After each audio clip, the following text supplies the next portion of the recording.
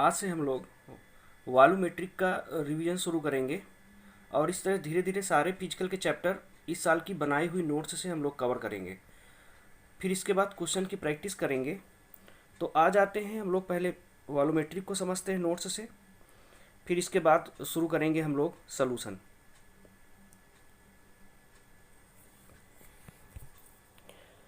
ये यहाँ पर वॉल्यूमेट्रिक में सबसे पहले जो पढ़ाया गया था वो एम्पेरिकल फार्मूला पढ़ाया गया था, और इस एम्पेरिकल फार्मूला में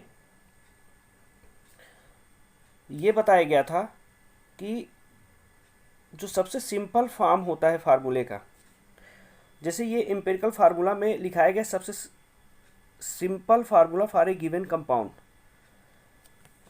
जो सबसे सिंपल फार्मूला होगा उसको बोला जाएगा एम्पेरिकल फार्मूला। एग्जाम्पल दिए गए हैं, अगर ये मॉलिक्यूलर फार्मूला इधर लिखा गया और इधर लिखा गया एम्पेरिकल फार्मूला, तो यहाँ पर ये ग्लूकोज का एक फार्मूला दिया गया है, इसको सिंपल बनाने के लिए हमने 6 से डिवाइड किया, तो ये इसका एम्पेरिकल फार्मूला आ गया CH2O। इसी तरह नीचे दिए हुए कंपाउंड में अगर हमने 2 से डिवाइड कर दिया तो इसका सबसे सिंपल जो एम्पेरिकल फार्मूला आ गया C2H5O। ये एम्पेरिकल फार्मूला हमने निकालना सीख लिया उसके सिंपल फॉर्म में। अब इसी जो कॉन्सेप्ट को हमने ये लिखा है, इसी को एक फार्मूले के रूप में हम लोग लिख सकते हैं। जैसे अगर देखा जाए कि जो मॉलिक्यूलर फार्मूला है अगर उसको निकालना है, मॉलिक्यूलर फार्मूला है अगर इसको निकालना है एम्पेरिकल फार्मूले के रूप में, तो हमने कोई फैक्टर n से डिवाइड किया था और क्या निकल के आया था, एम्पेरिकल फार्मूला। जैसे कि अभी नीचे जो हमने पढ़ा C6H12O6, उसको 6 से डिवाइड किया तो यानी उसका फैक्टर जो हो गया वो n 6 हो गया। जबकि C4H10O जो नीचे वाला हमने एग्जाम्पल लिया था उस पर 2 से डिवाइड किया था, यानी कि वहाँ पर फैक्टर कितना हो गया 6। यानी कि इसमें जो देखा जाए इस वाले कंपाउंड में, तो ये 6 से हमने मल्टीप्लाई कर देना है तो ग्लूकोज यानी कि वापस हमें मॉलिक्यूलर फार्मूला मिल जाएगा। और अगर इस वाले एम्पेरिकल वाले फार्मूले पे 2 से मल्टीप्लाई कर दें तो वो हमें उसका मॉलिक्यूलर फार्मूला आ जाएगा। यानी कि ये जो वैल्यू है ये n के बराबर है और ये भी वैल्यू जो है n के बराबर, यानी उसका फैक्टर हो गया। तो हम लोग ये जो मॉलिक्यूलर फार्मूला पे जो n से डिवाइड किया, एक तो ये बात लिख सकते हैं, दूसरा फार्मूला लिख सकते हैं कि जो molecular formula is equal to empirical formula into n। ये n को हम उधर ले गए तो ये एम्पेरिकल फार्मूला से हम लोग देख सकते हैं मॉलिक्यूलर फार्मूला भी निकालना। आगे अभी क्वेश्चन मिलेंगे तो ये लिखा हुआ आपको दिखेगा ये फार्मूला कैसे वहाँ यूज किया गया है। तो अब आ जाते हैं एग्जाम्पल करते हैं कैसे इसमें क्वेश्चन आते हैं। तो पहला जो एग्जाम्पल दिया गया है वो ये दिया गया है कि कोई हमारे पास कार्बन कंटेनिंग कंपाउंड है और इस कार्बन कंटेनिंग कंपाउंड में जो कार्बन और ऑक्सीजन है उसका जो मॉलिक्यूलर मास है 290। ऐसा बोलना है कि जो ऑर्गेनिक कंपाउंड हमने लिया है उसमें कार्बन और ऑक्सीजन है केवल, और इस ऑर्गेनिक कंपाउंड का जो मॉलिक्यूलर मास है वो 290 है। फिर इसके बाद क्या कह रहा है कि on analysis it is found to contain 50% by mass of each element. Each element यहाँ पर कौन एलिमेंट है, कार्बन है तो ये भी 50% है, और ऑक्सीजन है ये भी 50% है, यानी कि दोनों 50% है। तो हमें क्या बताना है, मॉलिक्यूलर फार्मूला बताना है इस कंपाउंड का। तो इसको निकालने के लिए हमें सबसे पहले क्या ध्यान देना होगा, जो कार्बन है और ऑक्सीजन है उसको हम एक चार्ट में ऐसे रिप्रेजेंट करेंगे जो चार्ट बना हुआ है। तो पहले हम परसेंटेज नोट करेंगे, फिर एटॉमिक मास नोट करेंगे, इसके बाद परसेंटेज अपॉन एटॉमिक मास लिखेंगे। तो परसेंटेज हमें क्वेश्चन पे दिया गया है 50% और 50% दोनों का इक्वल परसेंटेज है। कार्बन का जो एटॉमिक मास होता है 12 होता है और ऑक्सीजन का होता है 16। अगर हम परसेंटेज अपॉन एटॉमिक मास निकालेंगे तो 50/12 ये कार्बन के लिए हो गया, 50/16 हो गया ऑक्सीजन के लिए। इस तरह से ये 4.1 3.1 हमें निकालने में आ गया। और इस 4.1 को हमें एग्जैक्ट नहीं लिखना है, हमें वहाँ पर कंप्लीट वैल्यू 4 और 3 लिखना है। इस तरह से ये हमारे पास क्या हो गया, रेशियो आ गया है, और इस रेशियो से हम लोग निकाल सकते हैं एम्पिरिकल फार्मूला। देखा हमने कि कार्बन कितना है 4 और ऑक्सीजन कितना है यहाँ पर 3, तो ये जो एम्पिरिकल फार्मूला आया ये हमने C4O3 हमने निकाल लिया। और एम्पिरिकल मास निकालना है, तो एम्पिरिकल मास हमें पता है कैसे निकालना होता है। ये एम्पिरिकल मास इसी एम्पिरिकल फार्मूला से निकालना होगा, यानी कि इससे निकालेंगे, यानी कि 12 इंटू 4 16 इंटू 3 यानी 96 ऐसे करके निकाल लेंगे। ये एम्पिरिकल मास निकलने के बाद यहाँ पर क्वेश्चन पे दिया गया था 290 दिया गया था क्या, मालिकुलर मास, और ये 290 मालिकुलर मास निकल के आ गया। तो हमें अभी एक फार्मूला सिखाया गया था कि जो मालिकुलर मास हुआ करता है उसमें n फैक्टर से डिवाइड कर दे तो एम्पिरिकल मास आया करता था। इसी को भी हमने सीखा था कि मालिकुलर फार्मूला हो या मालिकुलर मास हो, उसमें n फैक्टर से डिवाइड कर दो तो एम्पिरिकल फार्मूला आ जाया करता था। तो बात हमारी एक है, तो इस तरह से हमें n फैक्टर को पता कर लेना होगा। तो ये 290 जो दिया गया है क्वेश्चन पे मालिकुलर मास, एम्पिरिकल फार्मूले से अभी एम्पिरिकल मास हमने निकाल लिया, हमने फैक्टर n निकाल लिया। जब फैक्टर n निकल के आ गया तो अब इसी चीज़ को मालिकुलर फार्मूला निकालने के लिए 3 से मल्टीप्लाई कर देंगे, किसमें, एम्पिरिकल फार्मूला में, तो हमें निकल के आ जाएगा उसका मालिकुलर फार्मूला। तो ये ध्यान देना होगा, जो n फैक्टर है, ये हमने लिखा है इस कॉन्सेप्ट में, यहाँ एम्पिरिकल मास हो चाहे एम्पिरिकल फार्मूला हो, दोनों के लिए सही होगा। यानी कि इसको मास या फार्मूला दोनों में अप्लाई कर सकते हैं, दोनों ये हमने यूज किया है। अब आगे आ जाते हैं अगले क्वेश्चन पे। इसके अलावा एक हमने मेथड लिखवाया था, ये यहाँ पर दिया गया है कि अगर इस मेथड को डायरेक्ट अप्लाई करना चाहें तो number of element in the molecular formula, तो percentage upon 100 into molecular mass upon atomic mass, ये फार्मूला होता है, हमें याद रखना होगा। और इसको हमने याद करने के लिए शार्ट में ऐसे बताया था कि जो परसेंटेज हुआ करता है उसको हटाने के लिए हम लोग हमेशा क्या करते हैं, 100 से डिवाइड करते हैं। इसको कैसे समझाया था, एक को अगर कैंसिल, ये इस वाले को कैंसिल करना है तो इसको कैंसिल करने के लिए हमने 1 लिख दिया यहाँ पर नीचे, और 2 ये पॉइंट को हटाने के लिए हमने 0 लिख दिया। तो इस तरह से ये सब ऊपर से नीचे कैंसिल हो जाते हैं। तो एक ट्रिक की तरह इसको यूज़ करना है कि हमने क्या किया, यहाँ पर परसेंटेज अपॉन 100, तो ये परसेंटेज अपॉन 100 ठीक है, परसेंटेज नीचे 100 उसको हटाने के लिए, और यम ए, और हमने बोला था माँ मतलब ऊपर हो गया मालिकुलर मास, नीचे एटॉमिक मास, तो परसेंटेज अपॉन 100 बिल्कुल सेम इंटू यम ए माँ। तो इस तरह से हमें याद रखना होगा number of element in the molecular. अब इसका यूज करते हैं ऊपर दिए वाले क्वेश्चन पे, तो number of carbon in the molecular formula, तो उसमें परसेंटेज अभी 50% दिया था, और दोनों का दिया था, कार्बन का भी 50% दिया था और ऑक्सीजन का भी 50% दिया था। तो इसका मतलब ये परसेंटेज 50 अपॉन 100 इंटू मालिकुलर मास क्वेश्चन पे 290 दिया था, एटॉमिक मास हमें पता है 12, तो ये कैलकुलेट करके यहाँ पर ये 12 आ जाएगा। नंबर ऑफ ऑक्सीजन की बात करेंगे तो फिर से परसेंटेज अपॉन 100 इंटू 290 अपॉन 16 करेंगे, तो ये लास्ट में 9 आ जाएगा। अब ये अगर हम लोग देखेंगे मालिकुलर फार्मूला, तो ये C12O9, ये C12O9, तो नंबर ऑफ, अब क्योंकि ये फार्मूला पे ही ऐड किया गया है कि number of element in molecular formula, तो मालिकुलर फार्मूला है ना कि एम्पिरिकल फार्मूला। अब इसको एम्पिरिकल फार्मूला बदलना है तो हमें पता है इसका सिंपल फॉर्म नोट करना होगा। तो ये कितने से डिवाइड हो सकता है, 3 से डिवाइड हो सकता है। तो 3 से डिवाइड करने के बाद इसका जो सबसे सिंपल फॉर्म आएगा C4H3। तो जो भी पूछा होगा हम लोग इसको अप्लाई कर सकते हैं, इस फार्मूले को भी अप्लाई करके क्वेश्चन कर सकते हैं। आगे आ जाते हैं अगले क्वेश्चन पे। यहाँ पर दिया गया है an organic compound containing 43% carbon, 6.84 hydrogen and it's vapour density is 73, the molecular formula of the compound is. पहली बात, ये जो वेपर डेंसिटी दिया है इसका मतलब हम मालिकुलर मास निकाल सकते हैं इस फार्मूले का यूज करके। मालिकुलर मास जो होता है 2 इंटू वेपर डेंसिटी होता है, इसको हमने 2D जैसे रटवाया था, जैसे 2 डायमेंशन 3 डायमेंशन हम मोशन पढ़ते हैं, तो वैसे ही यहाँ पर 2D याद कर लेंगे, यानी 2 इंटू वेपर डेंसिटी, और यहाँ पर 2 इंटू 73 146 हो जाएगा मालिकुलर मास। अभी जो हमने फार्मूला पढ़ा था उसका अप्लाई करेंगे। एक बात यहाँ पर ध्यान देनी है, जो सबसे इंपॉर्टेंट ये है कि जो कार्बन का परसेंट 49.3 है, हाइड्रोजन का परसेंटेज 6.84 है, जबकि टोटल एलिमेंट अगर हम जोड़ें तो उसको 100% पूरा होना चाहिए था, लेकिन यहाँ पर पूरा 100% नहीं पूरा हो रहा है, इसका मतलब कोई ना कोई एलिमेंट और है जो इस क्वेश्चन पे ऐड नहीं किया गया, उसका भी हमें पता लगाना है। तो उसके लिए हमें 4 ऑप्शन देखने पड़ेंगे। यहाँ पर देखेंगे कार्बन, हाइड्रोजन, ऑक्सीजन, कार्बन, इसका मतलब अगला जो एलिमेंट है वो ऑक्सीजन है। तो उसके लिए हम क्या करेंगे, परसेंटेज ऑफ ऑक्सीजन के लिए 100 माइनस यहाँ पर कार्बन का, यहाँ पर हाइड्रोजन का हम माइनस कर देंगे, बचा हुआ जो आएगा वो ऑक्सीजन का आएगा। तो इसका मतलब हमें जब ऑक्सीजन का पता चल गया, कार्बन का, हाइड्रोजन का दिया हुआ है, तो अब हम लोग इसको अप्लाई कर सकते हैं यहाँ पर।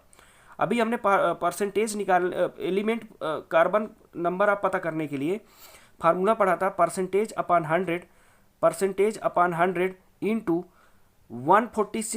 146 यहाँ पर क्या है, तो अभी देखेंगे इस फार्मूले पे हमने लिखा था मॉलिक्यूलर मास, अब फिर नीचे क्या लिखना था, एटॉमिक मास। तो ये यहाँ पर 146 क्या हो गया, मॉलिक्यूलर मास, ये जो हमने निकाला था वेपर डेंसिटी का यूज करके, और नीचे 12 एटॉमिक नंबर किसका, कार्बन का। तो इस तरह से इसका 6 आ गया। नंबर ऑफ हाइड्रोजन पता करने के लिए percentage upon 100 into 146 upon atomic मास हो गया 1, इसका 10 आ गया। फिर इसके बाद देखते हैं अब अगर ऑक्सीजन के हमें नंबर पता करने हैं मॉलिक्यूलर फार्मूला में, तो परसेंटेज अपॉन 100 इंटू 146 अपॉन 16, इसका 4 आ गया, यानी मॉलिक्यूलर फार्मूला हमारे पास ये आ गया। अगर इसी का एम्पेरिकल फार्मूला पूछा होता तो सिंपल फार्मूला हमें निकालना होता, इसको हमें डिवाइड करना होगा 2 से डिवाइड करेंगे तो ये हो जाएगा C3H5O2। ये इस तरह से हमारे पास एम्पेरिकल फार्मूला आ जाता, लेकिन मॉलिक्यूलर पूछा था तो हमें आंसर यही देना होगा। अगले क्वेश्चन पे आ जाते हैं। अगले क्वेश्चन पे बोला गया है 4 gram of CuCl2 an analysis was found to be contain 1.89 gram and 2.11 gram Cl।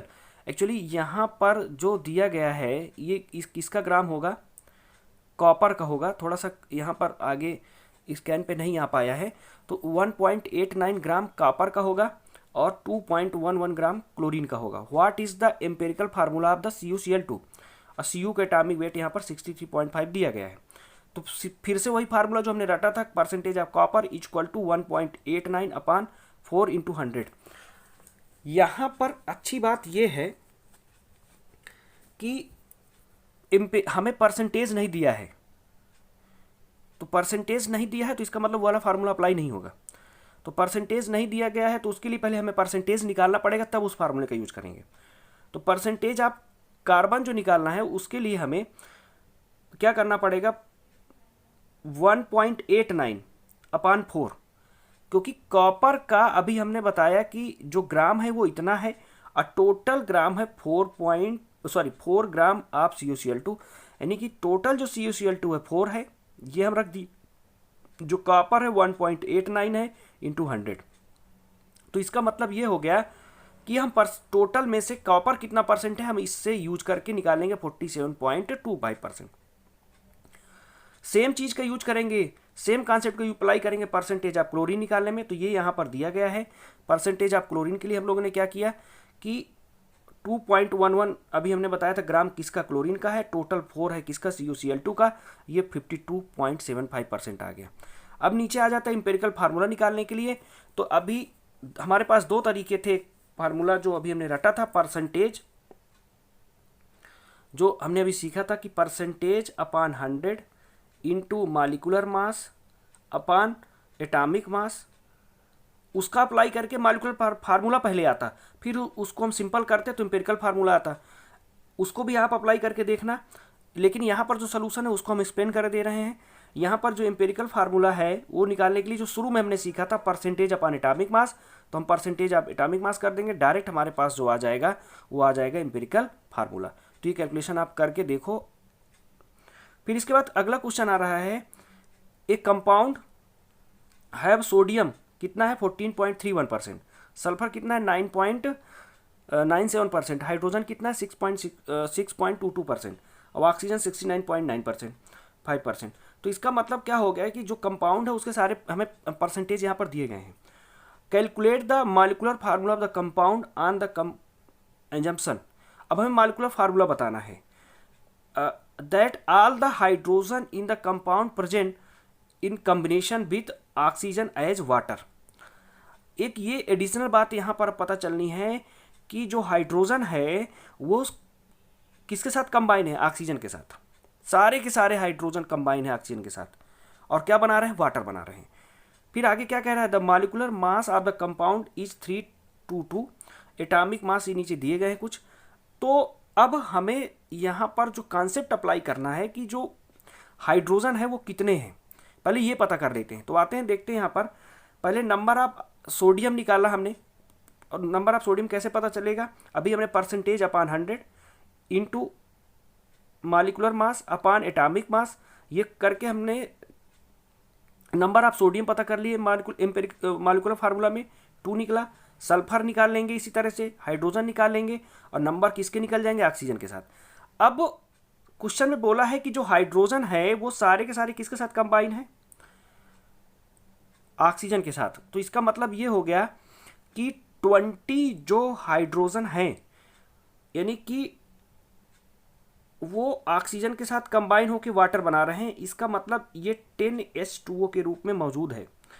क्यों, क्योंकि 10 इंटू 2 यानी 20 हाइड्रोजन ऑक्सीजन के साथ कंबाइन है और कितने वाटर मॉलिक्यूल बनेंगे, 10। तो आगे देखते हैं इसको कैसे अप्लाई किया गया है। नीचे यहाँ लिखा गया है कि all the hydrogen present total H2O कितना हो जाए, 10H2O। तो रिमेनिंग ऑक्सीजन टोटल अभी हमने ऊपर निकाला था, ऑक्सीजन कितने निकाले थे, 14 निकाले थे। 10 ऑक्सीजन किस में चली गई, वाटर में चली गई। इसका मतलब टोटल जो रिमेनिंग ऑक्सीजन है कितने बचे, 4। यानी कि जो फार्मूला आ जाएगा वो कितना आ जाएगा, Na2SO4। क्यों, क्योंकि यहाँ पर जो N2 है वो कितना है 2, S कितना है 1, और ऑक्सीजन अभी हमने बताया कि 10 यूज हो गए वाटर के रूप में, तो बचे के कितने 4। तो हमने फार्मूला क्या निकालना होगा, Na2, इससे Na2SO4, इस तरह से नीचे आ जाना है। तो इसको देखते हैं यहाँ पर, तो ये हमारे पास आ गया Na2SO4 और साथ में क्रिस्टल के रूप में रहेगा 10H2O। तो ये हो गया तुम्हारा Na2SO4।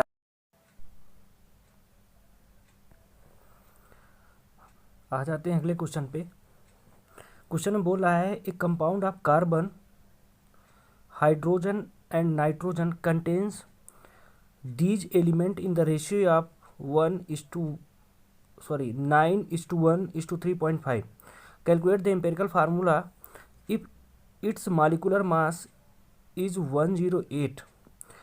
और इसका मॉलिक्यूलर फार्मूला पूछा गया है, what is the molecular formula. अब आ जाते हैं हम लोग, इसको देखते हैं। यहाँ पर इस क्वेश्चन को सॉल्व करने के लिए सबसे बड़ी बात एक चीज़ जानना ज़रूरी है कि यहाँ पर जो रेशियो दिया गया है, और ये रेशियो जो एलिमेंट का दिया गया है, इसका मतलब इनका परसेंटेज का रेशियो दिया गया है, यानी कि परसेंटेज ही दिया गया है। जैसे अगर आप मान लो 3, अगर ऐसा बोल दे कार्बन और हाइड्रोजन दो कोई एलिमेंट हैं, अगर वो ऐसा बोल दिया जाए, एक है हमारा 50%, एक है 50%, तो इसका मतलब हम ये बोल सकते हैं कि दोनों 1:1 रेशियो में प्रेजेंट है। ये आप समझते हैं। तो इसका मतलब क्या है, रेशियो और परसेंटेज एक ही बात है उनके बीच में। तो आते हैं हम लोग इसको डिस्कस कर लेते हैं इस क्वेश्चन को नीचे। तो पहली बात ये यहाँ लिखी गई है कि जो परसेंटेज या रेशियो जो होता है वो क्या होता है,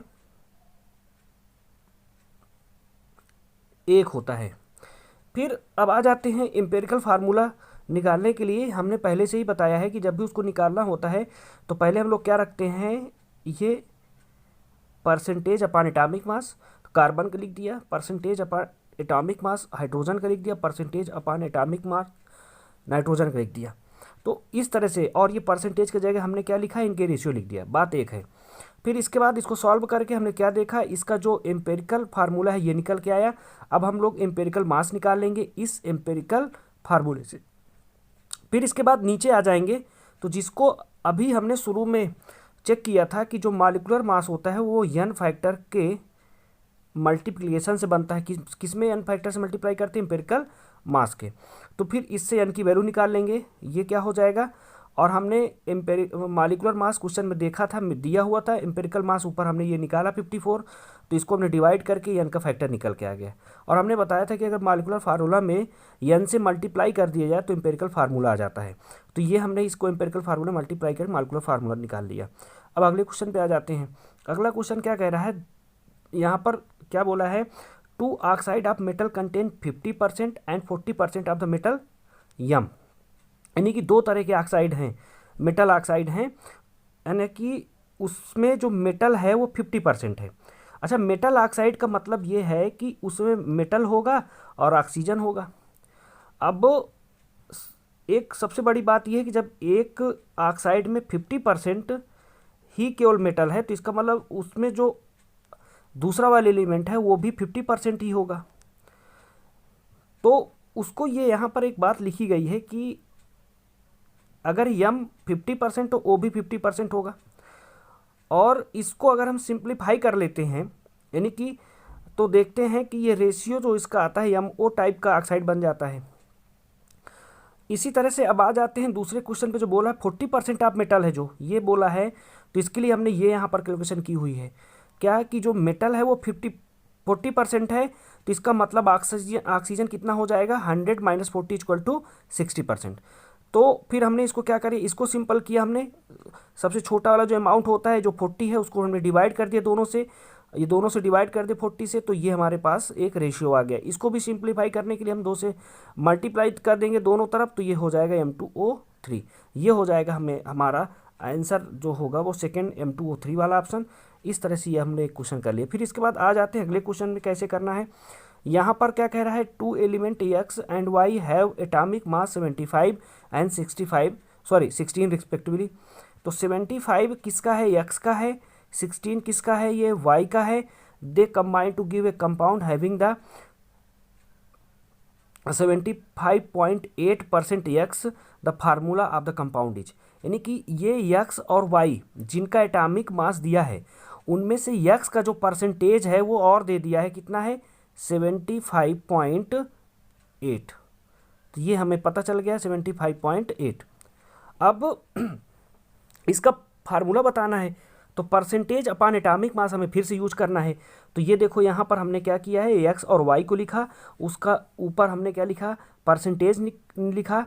तो X का दिया हुआ था क्वेश्चन पे, दूसरे का Y का जो पता करना है 100 - 75.8 करके 24.2 निकालेंगे, ये निकल के आ गया है यहाँ पर। और इसके बाद यहाँ पर नीचे X पे हमने डिवाइड कर दिया, ये डिवाइड करके हमने क्या निकाल लिया यहाँ पर वैल्यू निकाल लिया, और इस तरह से आंसर X2Y3। इसको कैलकुलेट कर लेंगे हम लोग। इसमें जो आंसर हो जाएगा वो 4th नंबर का ऑप्शन हो जाएगा। अब इसके बाद हम आ जाते हैं अगले क्वेश्चन पे। यहाँ पर जो क्वेश्चन बोला गया है कि जो calculate the percentage of calcium, nitrogen, oxygen in the calcium nitrate CaNO3 का होल ट्वाइस। अब इनका परसेंटेज बताना है। एक तरह से ये उल्टा क्वेश्चन घूम रहा है। अभी तक हम लोग परसेंटेज पता करते थे, परसेंटेज दिया रहता था और उसका एटॉमिक मास दिया रहता था, उसका मॉलिक्यूलर फार्मूला पता करना होता था हम लोग को। अब की बार क्या कह दिया, उसने मॉलिक्यूलर फार्मूला दे दिया है, अब परसेंटेज पता करना है। जस्ट अपोजिट है। तो पहले हम उस मॉलिक्यूलर फार्मूला से उसका मॉलिक्यूलर मास निकाल लिया। उसको निकालने के बाद अब नीचे देखते हैं, तो एक बात बोली गई थी कि अगर किसी भी चीज़ का परसेंटेज निकालना है तो हमेशा जैसे हम लोग अपने इंटर और हाई स्कूल का परसेंटेज निकालते हैं वैसे ही हमें निकालना होता है। तो इसमें देखेंगे कि जो कैल्शियम का जब परसेंटेज निकालते हैं तो कैल्शियम का यहाँ पर एटॉमिक जो नंबर है वो 40 है। देखना यहाँ पर इस वाले कैलकुलेशन में चेक करें तो टोटल तो 164 आया, उसमें से 164 में से कैल्शियम कितना है, तो ये हमें दिखेगा यहाँ पर ये 40। तो इसका मतलब हो गया कि उस 164 में से कैल्शियम कितना 40, तो 40/164 × 100, तो कैल्शियम का परसेंटेज आ जाएगा। फिर इसके बाद हम लोग को क्या करना है, यहाँ पर नाइट्रोजन का परसेंटेज निकालना है। तो नाइट्रोजन का 14 यहाँ पर है टोटल, क्योंकि नाइट्रोजन यहाँ पर जो एटॉमिक नंबर वो 14 है, अपॉन 164 × 100। फिर इसके बाद परसेंटेज आप ऑक्सीजन निकालना है। तो इस तरह से हम सबका परसेंटेज निकाल लेंगे और आंसर दे देंगे। ठीक है, अब आ जाते हैं आगे।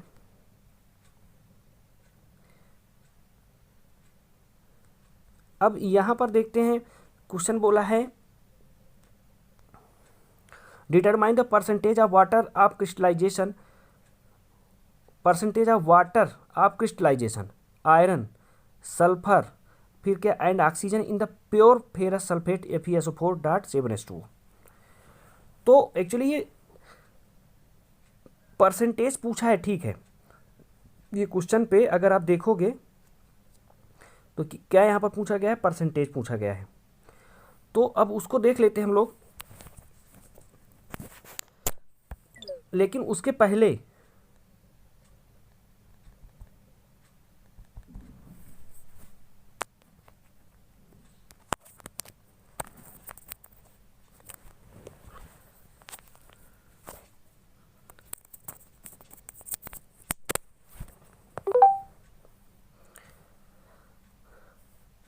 पहले एक बात हमें सीखनी है, water of crystallization. Water of crystallization एक पहले क्वेश्चन आया था। वाटर ऑफ क्रिस्टलाइजेशन का मतलब ये होता है, जैसे हम लोगों ने ब्लू विट्रियल को देखना है, किसी भी कंपाउंड को देखना है, तो बाद में जो वाटर XH2O के रूप में रहते हैं, यानी को क्रिस्टलाइजेशन बोलता है उसको। तो ये वाटर ऑफ क्रिस्टलाइजेशन जो पूछा है। अब आ जाते हैं हम लोग, तो इस क्वेश्चन पे देखेंगे FeSO4.7H2O में तो 7 वाटर के मॉलिक्यूल हैं जो क्रिस्टल फॉर्म के रूप में मौजूद हैं। सबसे पहले हम लोग इनका क्या करेंगे, मॉलिक्यूलर मास निकालेंगे। FeSO4.7H2O को ये मॉलिक्यूलर मास निकाल लिया। अब इनमें से वाटर कितना है, तो जैसे ऊपर हमने क्वेश्चन किया था, हम लोग 7H2O का मास और टोटल मास से परसेंटेज ऑफ क्रिस्टलाइजेशन निकालेंगे। 7 × 18 upon 270 total molecular mass into 100 कर देंगे, 45% आ जाएगा। फिर इसके बाद नीचे परसेंटेज ऑफ आयरन निकालना है, तो आयरन का हमने ये क्वेश्चन पे दिया भी हुआ है 56, तो 56 हमने रख दिया नीचे। 278 × 100 20%। फिर नीचे आ जाओ सल्फर का और ऑक्सीजन का, सेम इसी तरह वे में जैसे ऊपर भी क्वेश्चन किया था हमने। यहाँ पर एडिशनल बात क्यों लिए थी कि क्रिस्टलाइजेशन ऑफ वाटर का क्वेश्चन अलग से पूछ लिया था। फिर इसके बाद आ जाते हैं क्वेश्चन पे,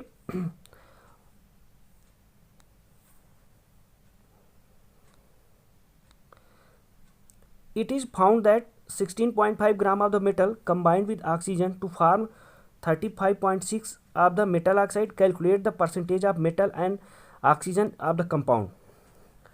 तो ये सबसे पहली लाइन दिया है 16.5 ऑफ मेटल, और ये मेटल का मास दे दिया है, और नीचे दे दिया है मेटल ऑक्साइड का टोटल का मास दिया है। तो इसका मतलब ये नीचे उसने यही लिखी भी लाइन कि मेटल जो है वो 16.5 ग्राम है, मेटल ऑक्साइड है 35.6 है। तो इसका मतलब ऑक्सीजन कितना हो गया, हम माइनस कर लेंगे तो ऑक्सीजन का हमें ग्राम पता चल जाएगा। फिर परसेंटेज निकालने के जो पिछले दो क्वेश्चन में तरीके थे वही थे, जितना है मेटल उतना अपॉन टोटल, ये हम लोग उसका परसेंटेज निकाल लेंगे। ऑक्सीजन में जितना ऑक्सीजन है उतना टोटल, तो परसेंटेज निकाल लेंगे। सेम क्वेश्चन तरीका है, बस हमें कैसे करना है थोड़ी थोड़ी बातों को यहाँ पर हमने ऐड कर लिया है। अब आ जाते हैं अगले क्वेश्चन पे। अगले क्वेश्चन पे देखते हैं तो हमें क्या मिलता है, hydrogen and oxygen are combined in the ratio 1:16 by mass. अब ये फिर से रेशियो दे दिया है in the hydrogen peroxide, calculate the percentage of hydrogen oxygen in the H2O। अब हमें परसेंटेज निकालना है, तो पहली बात इस कॉन्सेप्ट को हमेशा ध्यान रखना है कि अगर रेशियो दिया है तो ही मतलब हमने बोला परसेंटेज दिया है। लेकिन यहाँ पर कैसे 1:16 का मतलब अगर उन्होंने जोड़ दिया 17, यानी टोटल 17 में से 1:16 रेशियो टोटल वो 17 को मिला रहा है। तो इसका मतलब यहाँ पर हम लोग देखेंगे इस कॉन्सेप्ट को, तो टोटल 17 में से हाइड्रोजन कितना है 1:16 से देखेंगे हम लोग ना, तो 1 हाइड्रोजन है तो 1/17 इंटू 100। ऑक्सीजन कितना है तो 16/17 इंटू 100। तो ये हम दोनों का परसेंटेज निकाल लिए, ये आंसर दे देंगे। तो इस तरह से हम लोग को ध्यान रखना होगा ये। फिर आगे आ जाते हैं, क्वेश्चन दिया गया है उसको देखते हैं क्या है कि which pair of the species have the same percentage of carbon. बहुत अच्छा क्वेश्चन होता है ये, तो इसको निकालना नहीं होता है, इनमें कोई कैलकुलेशन नहीं होती, बस हमें क्या देखना होता है, उसके रेशियो को देखना होता है। यहाँ पर पहले क्वेश्चन पे देखना है तो कार्बन के जो नंबर्स हैं यहाँ पर देखेंगे तो ये C2H4 है, तो इसको सिंप्लीफाई करके CH2O का रेशियो देख लगते हैं। और C6H12O को सिंप्लीफाई करके CH2O, तो ये दोनों के जो एम्पेरिकल फार्मूला है वो सेम है। तो इसका मतलब है उनमें परसेंटेज क्या होगा, कार्बन या किसी दूसरे एलिमेंट का नाम क्या होगा, परसेंटेज बराबर होगा। जबकि इनमें एम्पेरिकल फार्मूला किसी में सेम नहीं होगा। आप इसको लगा के देखिएगा, तो पहला ऑप्शन सही होगा। अब आ जाते हैं अगले क्वेश्चन पे। अगले क्वेश्चन में which one following alkane has the 75% age of the carbon. तो सीधी सी बात है, कार्बन को परसेंटेज निकालना है तो कार्बन का ऊपर 12 अपान टोटल मालिकुलर मास, सबके मालिकुलर मास रख के देखेंगे तो CH4 मीथेन में तो हम लोग देखेंगे तो ये अपने आप हमें इस इंटू 100 करेंगे तो ये अपने आप 75% मिल जाएगा। तो इस तरह से हमें ये क्वेश्चन भी हमारा एकदम सही हो जाता है, आसान क्वेश्चन है। फिर अगले क्वेश्चन पे आ जाते हैं। अब मेरे ख्याल से अगले क्वेश्चन की जो एम्पेरिकल फार्मूले के जो क्वेश्चन थे वो हमारे ख़त्म हो गए हैं। अब हम वॉल्यूमेट्रिक पे कंसंट्रेशन की बात करेंगे। डिफरेंट तरह की कंसंट्रेशन दी गई, उनके फार्मूले दिए गए हैं। तो एक्चुअली ये दोबारा लिखा जा रहा है। एक बार मोल कॉन्सेप्ट में हमने सारा का सारा डिफिनीशन सहित हमने लिख दिया था। तो अब केवल मोलरिटी के यहाँ फार्मूले लिखे गए हैं। तो मोलरिटी लिखा गया कैपिटल एम से, और जो कैपिटल एम इक्वल टू होता है एन, यानी mole absolute upon volume solution in litre. अब देखते हैं यहाँ पर मोलरिटी की एक डिफिनीशन हमेशा सबको याद रखनी होगी। मोलरिटी जो होता है number of mole of solute पर लीटर ऑफ सॉल्यूशन। तो कभी कभी मोलरिटी जो होती है वो बराबर मोल हो जाती है किसके, सॉल्यूट के। क्यों, पर लीटर ऑफ सॉल्यूशन का मतलब ये होता है 1 लीटर, और जब 1 लीटर आप यहाँ ये रख दोगे तो एन किसके बराबर, एम किसके बराबर हो गया, एन के। तो ये बात कभी कभी यूज करेंगे हम लोग, इसको बाद में देखेंगे। तो इस तरह से अगर ml में वॉल्यूम दिया है तो इसका मतलब है उसको लीटर बदलने के लिए ऊपर मल्टीप्लाई करना पड़ेगा 1000 से। नॉर्मेलिटी क्या होता है, नंबर ऑफ ग्राम इक्विवेलेंट पर लीटर ऑफ सोल्यूशन। तो यहाँ पर W अपान ही होता है ग्राम इक्विवेलेंट। जिनको याद नहीं रहता वो एक बार सुन ले। यहाँ पर क्या होता है, जो ई होता है वो इक्विवेलेंट वेट होता है। ये क्या होता है, इक्विवेलेंट वेट होता है। फिर इसके बाद अगर W अपान ई की बात करें तो ऐसे बोलना है, ग्राम ऊपर है नीचे इक्विवेलेंट, तो इसको बोल देते हैं ग्राम, फिर क्या आता है नीचे इक्विवेलेंट। तो ये पूरा होता है ग्राम इक्विवेलेंट। तो ये इक्विवेलेंट होता है, ये ग्राम इक्विवेलेंट होता है। तो इसीलिए हम लोग बोल देते हैं नॉर्मेलिटी बराबर क्या होता है, नंबर ऑफ ग्राम इक्विवेलेंट पर लीटर ऑफ सोल्यूशन। अगर ml में है तो फिर से 1000 से मल्टीप्लाई कर देंगे। अब देखना है नीचे यहाँ पर ई जो हमने लिखा है क्वेश्चन नीचे आगे, ई जो अभी इक्विवेलेंट वेट बताया हमने वो होता है molecular weight upon valence factor m/x। x को यहाँ डिफाइन किसके लिए किया जाता है, वैलेंस फैक्टर के लिए। W अपान इक्वल टू क्या होता है, ग्राम इक्विवेलेंट, अभी बताया हमने। फिर इसके बाद मोलैलिटी दी हुई है। मोलैलिटी क्या होती है, number of mole of solute पर kg ऑफ सॉल्वेंट। ये भी आपको याद रखना पड़ेगा, ये सोल्यूशन बहुत काम आता है। फिर सबसे इंपॉर्टेंट बातें अब जो हमें समझनी है, जो क्वेश्चन में काम आएंगी, वो मिली इक्विवेलेंट ग्राम इक्विवेलेंट को देखिए। एक तो ये हमने अभी डिफिनीशन से हमने नॉर्मेलिटी को याद किया, number of gram equivalent W upon ई पर लीटर सोल्यूशन, या ml में होगा तो 1000 से। अगर हम लोग क्या करते हैं, n इंटू बी, जो ये v है इसको हम इस साइड ले आते हैं, मल्टीप्लाई कर n इंटू बी, और ये W अपान ई बचा रहेगा तो W अपान इंटू 1000। तो ये जो n ml में आ रहा है इसको मिली इक्विवेलेंट बोलते हैं। ग्राम इधर है तो ग्राम इक्विवेलेंट, और हमेशा ग्राम इक्विवेलेंट मिली इक्विवेलेंट हमेशा बराबर होते हैं। फिर एक तो डेरिवेशन ये हो गया, दूसरा डेरिवेशन यहाँ बहुत अच्छा निकल के आएगा, इसको ध्यान देना है। तो अगर नॉर्मेलिटी की बात करते हैं, जो ऊपर फार्मूला लिखा गया है W upon E equal to ही बताया था m upon x, molecular weight upon valence factor into ml। तो फिर इसी को हमने नीचे लिखा ये वाले पे कि n equal to W upon m VML x, जो वैलेंस फैक्टर ऊपर चला गया। अब इसी को देखेंगे हम लोग, x को सेपरेट कर लो, हटा दो, तो ये जो W अपान m ये क्या हो गया, मोल हो गया इंटू v, तो ये मोलरिटी के बराबर हो जाता है। इतनी बात तो ये देखिए, इतनी जो हमने ये किया है मार्क, ये किसके बराबर हो जाता है, मोलरिटी के बराबर हो जाता है। और ये ml में अगर लेते हैं तो ये m यहाँ रख देते हैं अगले वाले में, तो m यहाँ मोलरिटी के जगह पर x वैलेंस फैक्टर बचा रहा, तो n बराबर m इंटू x। इसी को हम ट्रिक के साथ बोला करते हैं, इसको याद रखिए, जो बहुत ज़रूरी होता है। इसको बोला करते हैं हम लोग नमक्स, n बराबर m इंटू x।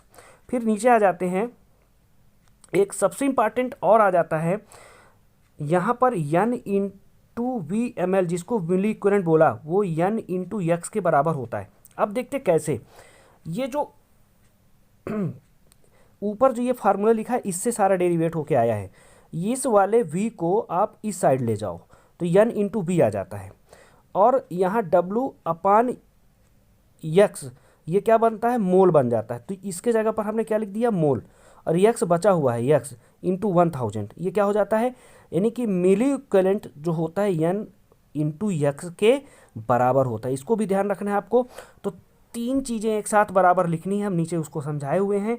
क्या लिखना है कि ये n into V, W/E into 1000, n into X, ये तीनों ग्राम मिली इक्विवेलेंट और n इंटू एक्स आप एक दूसरे के जैसे होते हैं, एक दूसरे के बराबर होते हैं।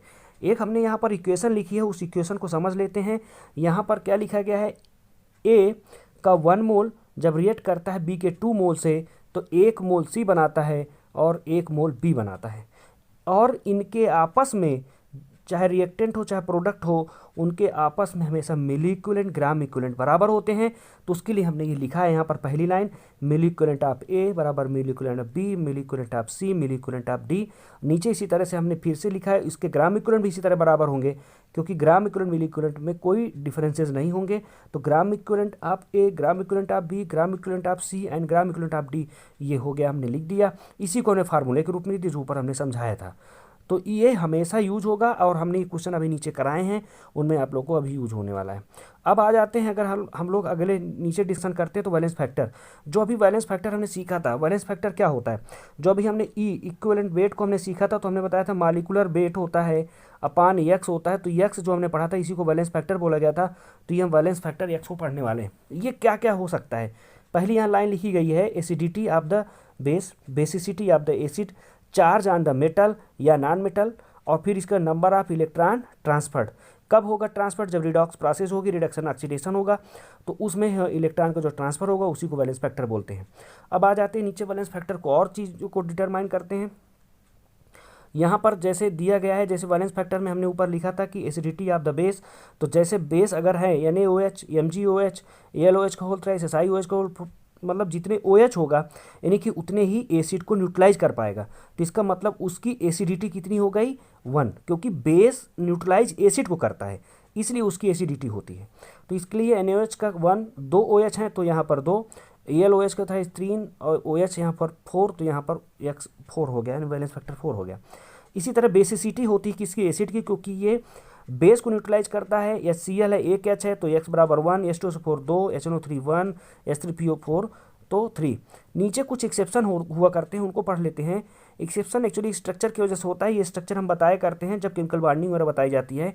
तो यहाँ पर H3PO2 का जब स्ट्रक्चर बनाते हैं, तो स्ट्रक्चर बनाने के लिए मैंने एक ट्रिक बताई थी कि पहले सेंट्रल मेटल लिखना है आपको। सेंट्रल मेटल क्या हो सकता है, कोई भी नॉन मेटल होगा स्पेशली, क्योंकि वो मल्टीपल कोवेलेंट बॉन्ड बना सकता है। तो यहाँ पर फास्फोरस सेंट्रल मेटल हो गई। इस फास्फोरस सेंट्रल मेटल से सबसे पहले मैंने बताया डबल बॉन्ड बनाओ, जितने OH बना सको उतने OH बनाओ, फिर बचे हुए कंपाउंड को जोड़ दो। तो ये हमने सबसे पहले यहाँ पर डबल बॉन्ड O बनाते हैं, फिर OH बनाते हैं, फिर बचे हुए HH जोड़ देते हैं।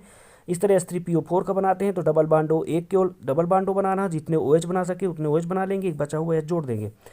तो यहाँ पर देखेंगे कि दिख तो यहाँ पर H कितने रहे थे, 3, तो ऐसा लग रहा था 3 H के साथ रिएक्ट करेगा, लेकिन नहीं, ये ऑक्सी एसिड होते हैं। ऑक्सी एसिड का मतलब होता है उसका ऑक्सीजन का H निकलता है, वो जा कर के बेस के साथ रिएक्ट करता है। तो ये ये एसिड का H जो है ये वाला, यही जाके बेस के साथ रिएक्ट करेगा, बेसिसिटी शो करेगा, तो इसकी बेसिसिटी 1 हो। यहाँ पर ये भी ऑक्सी एसिड है तो OH का H निकलेगा बाहर, ये भी, और ये क्या शो करेगा, एसिड का बेसिसिटी, इसलिए यहाँ पर। लेकिन ये जो डायरेक्ट हाइड्रोजन सेंट्रल मेटल जुड़े होते हैं, ये रिड्यूसिंग हाइड्रोजन होते हैं। रिड्यूसिंग मतलब होता है कि रिडक्शन की प्रोसेस में यूज होंगे। अब आ जाते हैं हम लोग, अब दूसरा सिस्टम है यहाँ पर चार्ज ऑन द मेटल या नॉन मेटल। ये सिंपल होता है, Na+ में एक चार्ज है तो 1, Mg+2 में 2, La+3 में 3, O-2 में 2, F-1, N-3 में 3। तो ये आसान होता है। फिर इसके बाद आ जाता है नंबर ऑफ इलेक्ट्रॉन ट्रांसफर।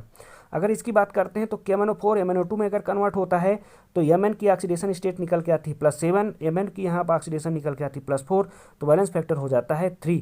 क्योंकि यहाँ पर आप देखो कि +7 से कितना जा रहा है, यहाँ पर +4, कितना, +7 से प्लस, इसका मतलब है कि इसमें से इसको +3 इलेक्ट्रॉन दिए गए हैं। 3 इलेक्ट्रॉन देने की वजह से ये किस में बदल गया है, +4 में। तो इसका मतलब हो वैलेंस फैक्टर कितना हो गया, 4। सॉरी 3। फिर इसके बाद आ जाए नीचे क्वेश्चन, तो यहाँ पर BrO3 माइनस और Br2 जीरो। यहाँ पर अगर इसकी ऑक्सीडेशन स्टेट निकालते हैं तो x इक्वल टू +5, यहाँ पर जीरो ऑक्सीडेशन स्टेट में है तो चेंज होगा, तो हमें पता है कि ये कहाँ से कहाँ पहुँच गया, +5 से 0। अच्छा, जिनको चेंज निकालना नहीं आता है, जिनको दिक्कत हुआ करती है, तो हमने बताया था पिछले मूल कॉन्सेप्ट में कि आप क्या करो, +5 -4 -3 -2 -1 0 +1 +2 ऐसे लिखने की आदत डालो आप, तो होगा क्या। अब ये देखिए +5 से +5, अगर +5 तक है तो यहाँ से +2 +3 +4 +5, तो इसका मतलब ये हो गया, अगर वो कितने से आ रहा है, यहाँ पर ये वाले क्वेश्चन पे देखेंगे तो +5 से 0 पहुँच रहा है, तो +5 1 का चेंज, 2 का चेंज, 3 का चेंज, 4 का चेंज और ये 5 का चेंज, फिर जाके 0 आता है, तो इसका मतलब क्या हो गया, 5 का चेंज, तो इसलिए वैलेंस फैक्टर कितना हो जाएगा, 5। इसी कॉन्सेप्ट को नीचे अप्लाई करते हैं। अब यहाँ पर ये 2 क्वेश्चन लिखे गए हैं, इनको बहुत ध्यान से देखना होता है, अक्सर लोग गलती करते हैं। यहाँ पर क्या है कि यहाँ I- से R2 आ रहा है, तो I2 पहली बात यहाँ पर जीरो ऑक्सीडेशन स्टेट में है। कारण क्या है जीरो ऑक्सीडेशन स्टेट का, क्योंकि यहाँ पर I आपस में बांड रखते हैं, कोवेलेंट बांड होते हैं, और कोवेलेंट बांड का मतलब होता है इनके जीरो इलेक्ट्रोनेगेटिव डिफरेंस। क्यों, क्योंकि आई और मतलब आयोडीन एक दूसरे की इलेक्ट्रोनेगेटिविटी में सेम है, तो इसका एक दूसरे को कोई चार्ज ट्रांसफ़र नहीं करेंगे। जब तक चार्ज ट्रांसफ़र नहीं होगा, जब तक उनमें कोई चार्ज डेवलप भी नहीं होगा, तो इसका मतलब ये हो गया, ये दोनों एक दूसरे पे चार्ज डेवलप नहीं कर पाएंगे, यानी जीरो ऑक्सीडेशन स्टेट में रहेंगे। तो इसलिए I- से 0 में जा रहा है, इसलिए x बराबर कितना चेंज हो जाएगा, 1 का। यहाँ पर देखेंगे, इसमें फिर से 0 का ऑक्सीडेशन स्टेट है और -1 में जा रहा है। लेकिन यहाँ पर हम लोग ये देखना है कि यहाँ पर वैलेंस फैक्टर 2 आंसर दे रहा है, जबकि आप देखोगे कि 0 से -1 जा रहा है। लेकिन क्या होता है, हमें एक बात का ध्यान रखना होता है, हमेशा जो वैलेंस फैक्टर देखना होता है, रिएक्टेंट के साइड में जितने मोल प्रेजेंट होगा उतने मोल के लिए देखना होता है। यहाँ पर आयोडीन 1 मोल था, यहाँ पर आयोडीन 2 मोल हैं, I2 ग्रुप में है, इसलिए 2 का देखेंगे। एक आयोडीन मतलब इस तरह से आयोडीन प्रेजेंट है I2, तो ये I- में कन्वर्ट हो रहा है, कितने I-, एक I0 I- में, इसलिए 2 I जो आयोडीन I2 के हैं, तो कितने का चेंज करेंगे, 2 का, इसलिए वैलेंस फैक्टर कितना हो जाएगा, 2। ये लिखा भी गया है, in reactant side total 2 iodine, इसलिए वैलेंस फैक्टर 1 + 1 = 2 हो जाएगा। अब आगे आ जाते हैं हम लोग। यहाँ पर कुछ क्वेश्चन दिए गए हैं जो रिलेटेड हैं इसी से। क्वेश्चन ये, find out the valence factor of the oxygen in the following reaction. यहाँ पर ये रिएक्शन दी गई H2O2 और ये 2H2O बन रहा है, तो यहाँ पर हम लोग चेंज देख लेंगे, यहाँ पर रिडक्शन का देख लें चाहे ऑक्सीडेशन का देख लें। यहाँ पर क्या है, यहाँ पर अगर हम ऑक्सीजन से देखते हैं तो ऑक्सीजन से देख लेते हैं हम लोग। पहली बात, यहाँ पर ऑक्सीजन कितने हैं, 2 मोल देखने हैं। यहाँ पर जीरो ऑक्सीडेशन स्टेट में फिर से होगा, क्योंकि यहाँ पर O डबल बॉन्ड O होगा, कोई इलेक्ट्रोनेगेटिव डिफरेंस नहीं है, तो इसका मतलब दोनों ऑक्सीजन पे जीरो चार्ज आएगा। जब इधर देखेंगे हम लोग प्रोडक्ट साइड वाटर में, तो यहाँ पर एक ऑक्सीजन पे -2 आ जाता है, यानी एक ऑक्सीजन में चेंज 2 का है, इसलिए 2 ऑक्सीजन है, 4 का चेंज, वैलेंस फैक्टर कितना हो जाएगा, 4। इसको हम हाइड्रोजन की तरफ से भी देख सकते हैं, आते हैं उसको देख लेते हैं। यहाँ पर हाइड्रोजन है, ये जीरो ऑक्सीडेशन स्टेट में है। यहाँ पर अगर हाइड्रोजन को देखेंगे तो +1 ऑक्सीडेशन स्टेट में आ जाएगा। क्यों, क्योंकि यहाँ पर ऑक्सीजन की इलेक्ट्रोनेगेटिव -2 है, 2 हाइड्रोजन जुड़े हुए हैं, तो +1 एक हाइड्रोजन पे आएगा। यहाँ पर अब हम लोग देखेंगे, यहाँ पर टोटल जो हाइड्रोजन है वो 2 × 2 यानी 4 है, जबकि एक में चेंज +1 का था, इसलिए 4 में चेंज हो जाएगा, 4:1 = 4। तो हम रिडक्शन ऑक्सीडेशन दोनों तरफ से देख सकते हैं। फिर आ जाते हैं, क्वेश्चन नीचे दिया गया है, if oxide of an atom A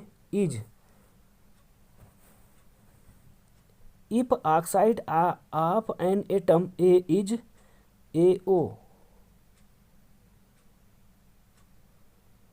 अच्छा ठीक है, इसका मतलब ये है कि कोई एटम A है, उसका ऑक्साइड AO बनाया गया है, find out the valence factor of this compound. तो इसका मतलब क्या हो गया कि हमें कोई भी आज से कोई ऐसा कंपाउंड मिलता है जिसमें कोई मेटल लिया गया हो, एटम लिया गया हो, और उसका इक्विवेलेंट पूछा गया हो। पहली बात, ये साल्ट का रूप है, कारण क्या है, इस पे प्लस है, इस पे माइनस है, तो एक साल्ट का रूप मान सकते हैं। तो अगर इक्विवेलेंट वेट साल्ट का पूछा जाए तो उस साल्ट का मॉलिक्यूलर वेट रख दीजिए और नीचे क्या रखना है आपको, charge of cation into number of cation. तो देखते हैं यहाँ पर कैसे क्या करेंगे। अगर AO की बात करते हैं, उस ऑक्साइड की बात करते हैं, तो इसका हम चार्ज कैसे निकालेंगे, तो इसका माना x और ऑक्सीजन पे क्या होता है -2, तो इसलिए यहाँ पर x यानी कि जो चार्ज आ जाएगा A पे वो क्या हो जाएगा +2। और अब देखना है हमने क्या बताया कि मॉलिक्यूलर वेट जो भी होगा वो रख देंगे और वैलेंस फैक्टर जो निकालना होगा, यानी चार्ज ऑफ कैटायन, कितना charge cation 2 into number of cation कितने हैं 1, तो इसलिए इसका वैलेंस फैक्टर कितना हो जाएगा 2, यानी कि उसको नीचे रख देंगे। तो आ जाते हैं नीचे कैसे रखना। अच्छा, ये पहले फार्मूला दिया गया है, नीचे यहाँ पर दूसरा क्वेश्चन दिया गया है, if compound is AO2 molecular mass of and molecular mass m then find out the equivalent weight, यानी m से ही उन्होंने काम कर दिया है, कोई वैल्यू नहीं दी है। तो अब AO2 की बात करते हैं, तो हम इस कैटायन पे अब चार्ज पता कर लेते हैं। तो ये अब यहाँ पर देखेंगे ऑक्सीजन 2 है तो -2 इंटू 2 यानी कि चार्ज 4 आ गया, और A कितना है 1 है, इसलिए इसके नीचे हम लोग 1 इंटू 4 यानी 4 से डिवाइड कर दें। Equivalent weight equal to molecular weight upon valence factor. Valence factor का मतलब ऊपर बताया था number of cation into charge in cation, तो हमने कितना निकाली है वैलेंस फैक्टर 4। फिर नीचे आ जाते हैं क्वेश्चन की तरफ, देखते हैं अगले। For a compound AX/BY, A is the cation, B is the anion, then equivalent weight of the AX/BY। बहुत अच्छे क्वेश्चन ऐसे हुआ करते हैं। तो अब AX/BY को रिप्रेजेंट करने का तरीका ही बहुत अच्छा यहाँ समझाया गया कि AX/BY का मतलब ये होता है, जैसे अगर कभी हमने क्वेश्चन देखे हो MgCl2 टाइप के, तो हम लोग क्या लिखा करते हैं, Mg +2 2Cl-। इसका मतलब क्या हो गया, सीधी सी बात है कि Mg में चार्ज +2 है और Mg 1 मोल है। इसका 2Cl- का मतलब यहाँ क्या हो गया, Cl- में चार्ज तो -1 है ही है, लेकिन ये Cl कितने हैं 2। अब इसी कॉन्सेप्ट को यहाँ पर फॉलो करना है। AX/BY, इसका मतलब क्या हो गया, अगर इसको हम तोड़ते हैं तो ये Y जो इधर मल्टीप्लाई है वो उधर A को क्योंकि कैटायन बोला है तो +Y लिख देंगे, और ये X उधर की तरफ चला जाएगा तो B की पावर -8 लिख देंगे, क्योंकि वो B को एनायन माना गया है। तो और हमने अभी इक्विवेलेंट वेट बताया था मॉलिक्यूलर वेट अपान क्या, कैटायन में charge into number of cation. तो चार्ज तो जो कैटायन में है वो +Y है, तो Y x क्या है नंबर, कैसे पता चला ये x नंबर है, जैसे यहाँ पता चला, क्यों, क्योंकि जितने से मल्टीप्लाई होता है, जैसे ये Cl 2 से मल्टीप्लाई, तो Cl के नंबर 2 बता दिए, जबकि चार्ज आपको 2 नहीं बताना, चार्ज ये 2 रिप्रेजेंट करेगा Mg का।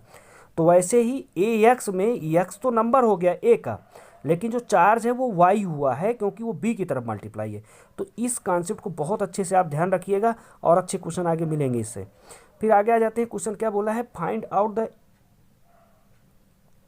इक्विवेलेंट वेट पूछा है, ये इक्विवेलेंट वेट कर दीजिएगा आप, एल्युमिनियम इन Al2SO4 का होल थ्राइस। तो फिर से जैसे अभी ऊपर हमने तोड़ा था वैसे ही यहाँ पर तोड़ देना होगा। Al2 को मतलब 2Al+3, SO4 का मतलब 3SO4 का -2 चार्ज। फिर देखना है इक्विवेलेंट वेट ऑफ एल्युमिनियम। यहाँ पर एक बात बहुत अच्छी लिखी, ओनली चार्ज ऑफ मेटल, क्योंकि क्वेश्चन पे पूछा है find out the equivalent weight of the aluminium, ऊपर पूरे साल्ट का पूछा गया था, तो इसलिए हमें क्या रखना हुआ करता था कि number of cation into charge on cation, लेकिन यहाँ पर केवल एल्युमिनियम का पूछा गया है, तो equivalent weight of aluminium is equal to molecular weight of aluminium upon charge on aluminium. तो ये आपको ध्यान रखना होगा, ये दोनों क्वेश्चन को कन्फ्यूजन पे क्रिएट नहीं करना हमको।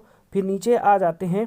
अच्छा, यहाँ पर कुछ बातें लिखी गई हैं, हमें सबको पता है, अभी हमने लिखा था, कोई मेटल हो, नॉन मेटल हो, यानी कैटायन एनायन हो, तो उनमें क्या होता है, जो चार्ज होते हैं वही अपन वैलेंस फैक्टर कर देते हैं उसके एटॉमिक वेट के, तो एटॉमिक वेट अपन चार्ज, तो एल्युमिनियम में +3 ही जनरली आएगा, एंड सोडियम में Na+ ही आएगा हमेशा। तो इसका मतलब क्या हो गया, इनका इक्विवेलेंट वेट ज़्यादातर हमेशा फिक्स रहता है। और खासकर 3 इक्विवेलेंट को हमें ध्यान रखना है, एक तो ये हाइड्रोजन का 1, क्लोरीन का 35.5, और फिर एक ये ऑक्सीजन का है 8, देख लीजिएगा। तो ऑक्सीजन का है 8, तो ये ऑक्सीजन का कितना हम याद करेंगे, एक बार बोलिएगा, ऑक्सीजन का 8, क्लोरीन का कितना हो गया 35.5, फिर इसके बाद हाइड्रोजन का कितना हो गया 1। आगे हम लोग देखते हैं, इसको अप्लाई करते हैं। तो पहली बात यहाँ एक लाइन लिखी गई है, the atom have always fixed charge atomic mass, मैंने उनका चार्ज भी फिक्स होता है, जैसे ऊपर देखा हमने, उनका मास भी फिक्स होता है, so that equivalent weight will be same, हमेशा उनके इक्विवेलेंट वेट सेम रहते हैं। अब नीचे आ जाते हैं, बहुत अच्छा क्वेश्चन दिया गया है, इस कॉन्सेप्ट को हमें अप्लाई करना होता है। यहाँ पर क्या बोला है, for a compound AXOI then equivalent weight of A. अब अभी ऊपर वाला ही क्वेश्चन था, अब इसमें लेकिन जो ऑप्शन बदला गया है, कैसे ऑप्शन बदला गया है एक्चुअली आप पहले ये समझो कि अभी हमने इस तरह का क्वेश्चन जस्ट पहले किया है इसके अभी, उसमें क्या किया गया था कि इक्विवेलेंट वेट ऑफ ए अगर हमें पूछा जाए तो ए का चार्ज पता करना होगा। तो ए का जो चार्ज पता करना होगा तो हमें ये लिख देते हैं, ये ऐसे लिखेंगे, तो ए पे आप चार्ज प्लस वाई लिख दोगे, कहोगे कि ये वाई की ओ जो है वाई से मल्टीप्लाई है, तो इसका मतलब वाई के पावर में जाएगा, वाई पावर में जाएगा किसके, ए के, और ए का चार्ज बन जाएगा वाई, लेकिन ऐसा नहीं है। तो फिर क्या दिक्कत है, दिक्कत ये है कि यहाँ पर कोई ऐसा ऑप्शन मिलेगा नहीं। तो इसका मतलब क्या हो गया कि अब हमें कुछ चेंज करने पड़ेंगे। ऐसे क्वेश्चन पे एक चीज़ आपको रहेगा कि एक जो एटम कोई भी रहेगा जिसका आपको चार्ज हमेशा पता रहेगा, जैसे ऑक्सीजन का -2 है, आपको ऐसा सेट करना है कि ऑक्सीजन की तरफ -2 चार्ज आ जाए और दूसरी तरफ एक्स और वाई वाला मैटर चला जाए। तो आते हैं उसके लिए करना क्या होता है, ये AXOI है, यहाँ पर हमने क्या किया, एक्स से डिवाइड कर दिया, डिवाइड करने पे क्या मिला, AY मिला। फिर इसके बाद हमने क्या किया, ऊपर नीचे दोनों तरफ 2 से मल्टीप्लाई कर दिया, तो हमें ये कंपाउंड मिला। अब देखिएगा एक बात कि अब ये जो ये चार्ज के रूप में चला जाएगा किसके पास, ए के पास, तो ये चला आया, और ये 2 चला जाएगा इधर -2 के रूप में। रियल में अब हमें ये कंपाउंड मिला, क्यों, क्योंकि इसमें ऑक्सीजन पे -2 है, सारा XY इधर चला आया, तो इस तरह से हमें रियल चार्ज पता लग गया किसका, एनायन का। तो इस तरह इक्विवेलेंट वेट हम ये कर देंगे, आंसर हमारा हो जाएगा सेकेंड। तो इसको खूब प्रैक्टिस करिए इस तरह के क्वेश्चन को। फिर आगे आ जाते हैं, चार्ज ट्रांसफ़र की और बात कर लेते हैं। यहाँ पर number of moles of KNO4 required to oxidize 1 mole of SO4-2 ion in acidic medium. बहुत अच्छे क्वेश्चन हुआ करते हैं ये, इनमें कुछ नहीं करना है आपको। पहली बात, ऐसी जब कोई रिएक्शन दी जाए, आपको रिएक्शन भले ना पता हो, देखो जनरली इस तरह की रिएक्शन इनऑर्गेनिक की यूज की जाती हैं, और इस तरह की इनऑर्गेनिक रिएक्शन कभी भी बैलेंस करने की ज़रूरत नहीं होती है, क्योंकि हमें नॉर्मली इसमें इक्विवेलेंट वेट को बराबर करना होता है, या तो मिली इक्विवेलेंट को वेट को बराबर करना होता है, या N/X, जो अभी जस्ट हमने उसको नॉर्मलिटी मोलरिटी के बाद उसको बताया था।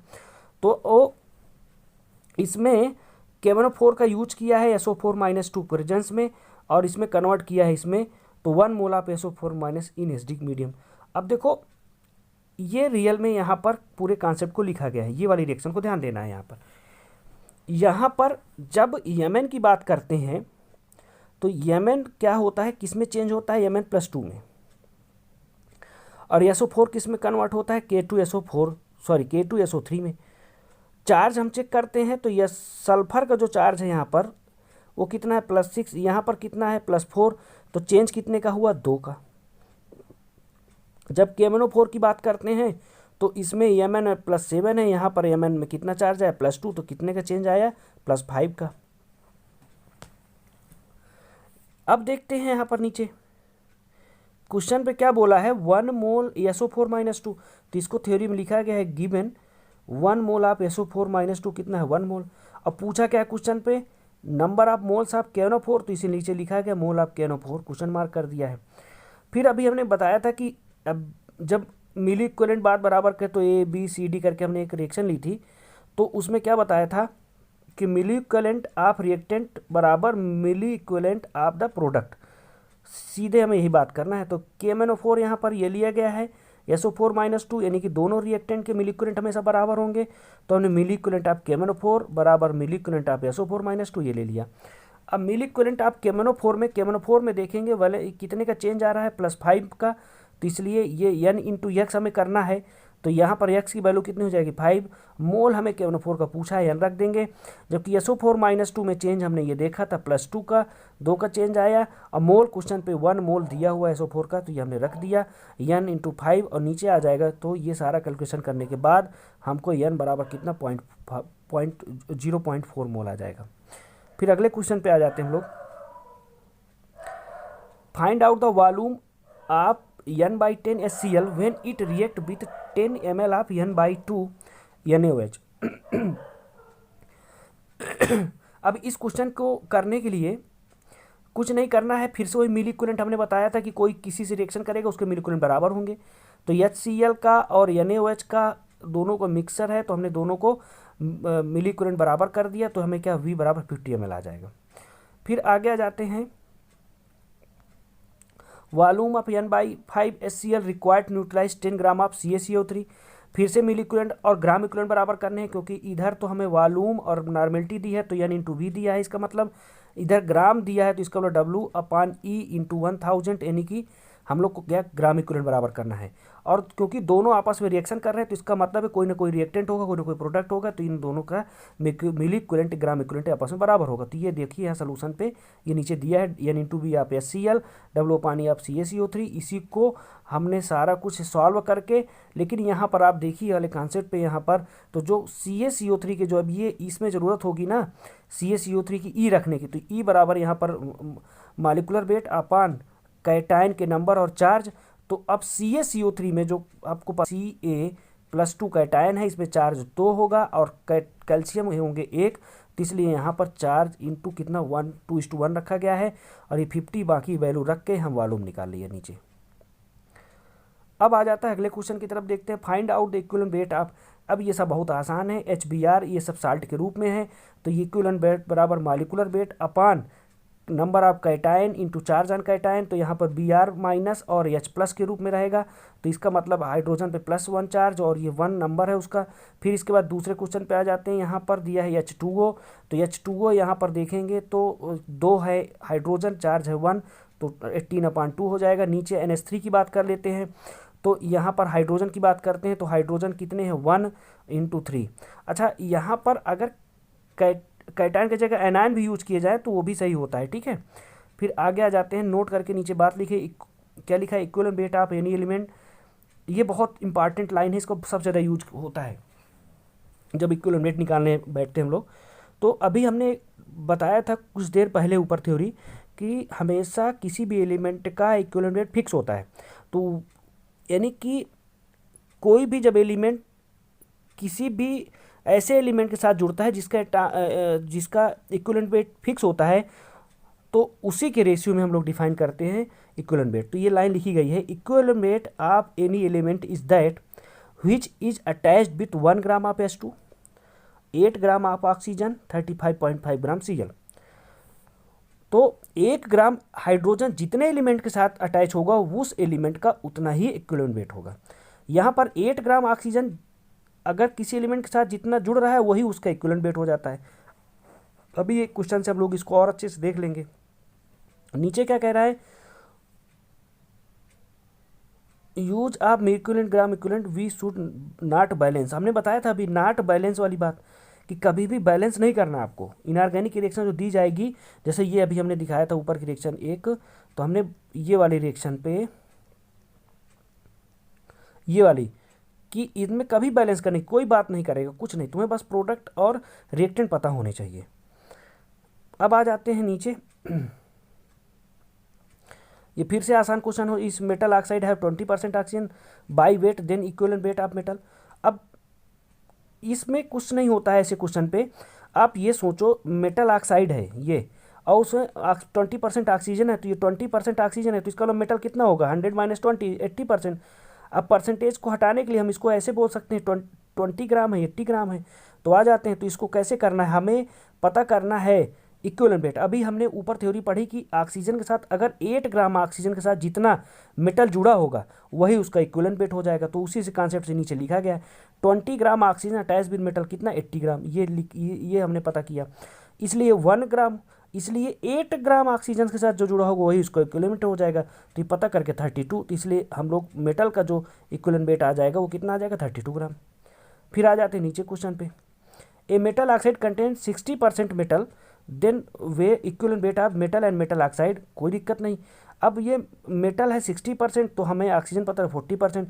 अब फिर नीचे दिया 40 ग्राम ऑक्सीजन है तो 60 ग्राम मेटल है, इसलिए एक जब 8 से जुड़ा होगा तो उसका इक्विवेलेंट वेट आ जाएगा। तो निकाल के ये नीचे दे दिया 12 ग्राम। ये किसका हो गया, मेटल का। अब उसने ऊपर क्वेश्चन जो पूछा था मेटल ऑक्साइड का भी पूछा था, तो मेटल ऑक्साइड के लिए हमने बताया था कि साल्ट का जैसे समझ लेना, साल्ट का मतलब ये होता है कि एक तो अभी हमने बताया था कि साल्ट का मालिकुलर वेट अपान कैटायन के नंबर इनटू कैटायन के चार्ज, सेम उसी तरह से कर लेना है। या फिर इक्विवेलेंट आप मेटल और ऑक्साइड को अलग अलग निकालो और जोड़ दो, क्योंकि हम निकाल भी चुके हैं अलग अलग, 12 और 8 निकाल के 24। आप इस तरह से भी कर सकते हो जो ऊपर हम करते आए हैं कि साल्ट का टोटल मालिकुलर मास और नीचे कैटायन और उसके नंबर इनटू चार्ज, तो सेम चीज़ आएगी। फिर नीचे आ जाते हैं, नीचे क्वेश्चन क्या दिया है, Ca3N2 8 HCl के साथ रिएक्शन करता है, 3 CaCl2 बनाता है, NH4Cl। Find out the equivalent weight of the Ca3N2। यहाँ पर Ca3N2 का मालिकुलर वेट दिया है। अब आ जाते हैं नीचे, रिएक्शन लिख देते हैं।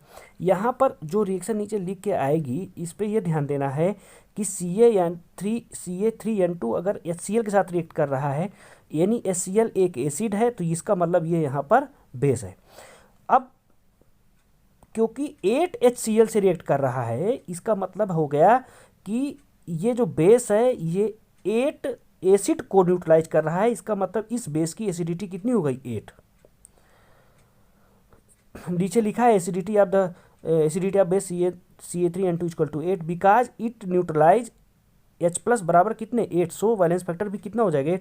अब इसका इक्विवेलेंट वेट निकालना है तो हमें कोई दिक्कत नहीं है, किसका इक्विवेलेंट Ca3N2 का, क्योंकि क्वेश्चन ने पूछा है। तो मालिकुलर वेट अपन x, क्योंकि वो 8 को न्यूट्रलाइज कर रहा है तो 148/8 इक्वल टू इतने ग्राम।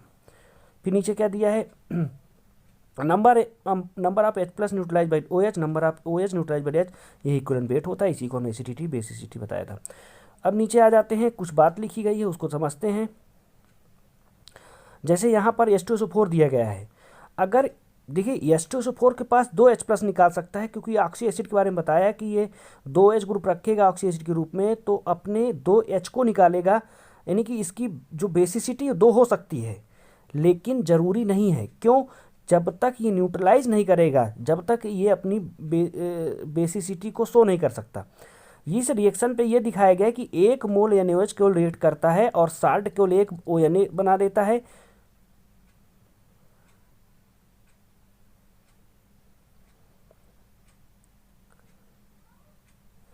यहाँ एक्चुअली 2 कराया गया है, ये इसको आप जो है ये 2 NaOH है, तभी जाके 2 साल्ट बना रहा है। तो इसमें वैलेंस फैक्टर कितना हो गया 2। फिर आगे नीचे ये बात लिखी गई है, ये चार्ट में लिखा गया है कि अगर वैलेंस फैक्टर 1 देना होता तो इसका मतलब केवल एक ही Na जुड़ता और एक ही H, तो ये NaHSO4 होना चाहिए, ये NaHSO4 होगा। तो इस तरह से फिर आगे नीचे रिएक्शन दी, कोई एसिड है 3 NO के साथ रिएक्ट करता है, B बनाता है कोई प्रोडक्ट, तो इसका वैलेंस फैक्टर तो ही है। कोई एसिड है 3 बेस के साथ, तो वैलेंस फैक्टर कितना हो जाएगा 3, क्योंकि 3 OH को वो न्यूट्रलाइज कर रहा है, बेसिसिटी कितनी हो जाएगी 3। फिर आगे आ जाते हैं, एक यहाँ पर कुछ फार्मूला दिया गया रिलेशन के लिए, किसकी, मोलरिटी और स्पेसिफिक डेंसिटी। तो यम यानी कि molarity equal to density into 10 into percentage upon molecular weight. इसको याद करने के लिए, हालांकि दूसरा बताया था क्लास में हमने, लेकिन आज हम थोड़ा सा इसको चेंज कर रहे हैं। मालिकुलरिटी इक्वल टू तेरी DP मस्त, मतलब ये हो गया कि ये तो मालिकुलर वेट हो गया और ये मोलरिटी के बराबर है। ये तेरी DP मस्त। टी से क्या हो गया 10, ये हमने, डी से डेंसिटी, पी से परसेंटेज अपान मालिकुलर वेट, ये आप याद रखना। आ जाओ नीचे, हम लोग इसी का थोड़ा सा यूज करते हैं। Molarity of 98% of H2SO4 having density 1.8 ग्राम पर ml। तो कुछ नहीं, सीधे सीधे डायरेक्ट यहाँ सब कुछ क्वेश्चन रख देंगे। 1.8 यहाँ पर क्या हो गया, डेंसिटी हो गई, 10 से मल्टीप्लाई करना, 98%, 98 कट गया तो ये 18 हो गया। फिर नीचे आ जाते हैं, बहुत अच्छा क्वेश्चन होता है, मोलरिटी या प्योर वाटर, क्योंकि एक्चुअली इसमें ज़्यादा वैल्यू नहीं दी है, क्योंकि हमें एक बात पता होती है कि डेंसिटी जो वाटर होती है 1 ग्राम पर ml होती है, तो डेंसिटी हमें पता है 1। और ये क्या होता है कि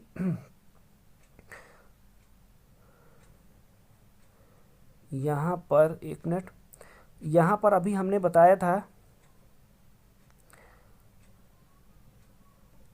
ये मोलरिटी इक्वल टू तेरी dp, मस्त। टी से क्या हो गया 10, ये हमने रख दिया। डी से क्या हो गया डेंसिटी 1 ग्राम, पी से परसेंटेज 100 अपान एम से मालिकुलर वेट हमने कितना रख दिया 18। वाटर का मालिकुलर वेट हमें पता है, ये 55.55। ये हमेशा आपको याद रखना होगा किसी भी सूरत पे।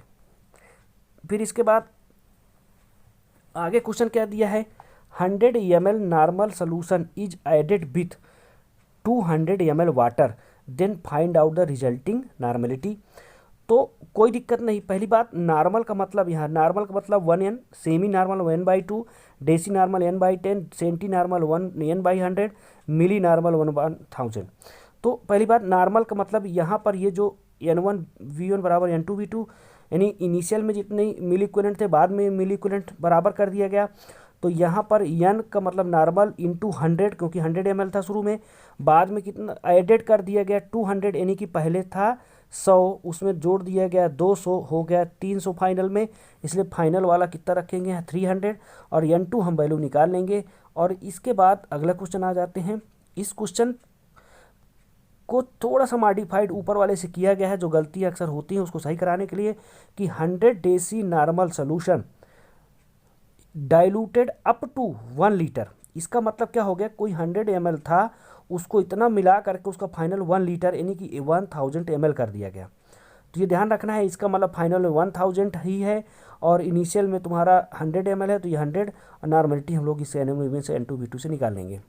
फिर आगे आ जाते हैं, volume of n/2 solution is V, यानी n/2 नॉर्मेलिटी है उसकी। आफ्टर डाइल्यूशन आप 200 यानी 200 ml मिला दिया गया, मेक फाइनल वॉल्यूम 300 ml। तो हमें क्या बनाना है, अब की बार शुरू वाले का वॉल्यूम दे दिया है पूछने के लिए, मतलब n/2 इंटू वी कर देंगे। After dilution 200 make final volume 300, यानी कि हम एक्चुअली 200 ml को जोड़ करके समझना है इसको, कि आफ्टर डाइल्यूशन हम कितने का 200 ml का डाइल्यूशन करने के बाद हम फाइनल कितना पहुंचा दिए 300 ml। तो इसका मतलब फाइनल में तो 300 ml है, और इस पे हमने जोड़ा कितना 200, तो इसका मतलब शुरू में कितना था 100। तो ये यहाँ पर वॉल्यूम हम निकाल लिए, कितना हो गया 100। अब हम नॉर्मेलिटी निकाल लेंगे, n2 निकाल लेंगे, तो इस तरह से हम इसको कैलकुलेट कर लेंगे। तो यहाँ वॉल्यूम के 3 स्टेटस दिए गए हैं निकालने के, तीनों को आपको ध्यान रखना है, पहला दूसरा तीसरा। फिर इसके बाद आ जाते हैं रिलेशन, ये पेज फिर से दोबारा आ गया है। अब आ जाते हैं हम लोग क्वेश्चन की तरफ, आ जाते हैं अगले क्वेश्चन पे। तो यहाँ पर क्या बोला गया है, ये H3PO4 2NaOH। अगर हम लोग H3PO4 की बात करते हैं तो ये जनरली क्या करता है कि 3 H अपने दे सकता है।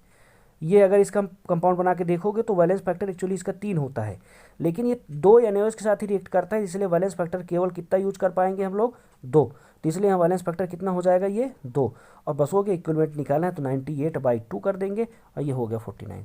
अब नीचे आ जाता है क्वेश्चन, ये फिर से उसी तरह का क्वेश्चन है, find equivalent of O2 in the given reaction. O2 H2 में चेंज हो रहा है, 2 मोल O2 तो इसका इक्विवेलेंट वेट 4 हो जाएगा, सॉरी वैलेंस फैक्टर 4 हो जाएगा, इक्विवेलेंट वेट हम मॉलिक्यूलर वेट अपान 4, तो 32/4 इक्वल टू 8 हो जाएगा, कोई बड़ी बात नहीं। फिर आगे आ जाते हैं क्वेश्चन पे, यहाँ पर पूछा find out the equivalent mass of the AlOH3 in the given reaction.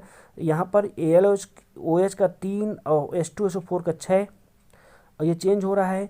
Molecular weight AlOH को होल थ्राइस का 78 दिया गया है। यहाँ पर रिएक्शन को देखेंगे इस रिएक्शन पे हमें क्या देखना है कि यहाँ पर 2 AlOH थ्राइस की बात कर रहा है, 2 मोल AlOH होल थ्राइस की बात कर रहा है, जबकि क्वेश्चन में पूछा क्या है, इक्विवेलेंट ऑफ AlOH का होल थ्राइस, इसका मतलब 1 मोल का आंसर देना होगा। तो ये हमने लिखा है शायद यहाँ पर कि सिचुएशन गिवन बाहर 2 मोल ऑफ द एलोएच थी, जबकि हमें 1 मोल ऑफ आंसर देना है।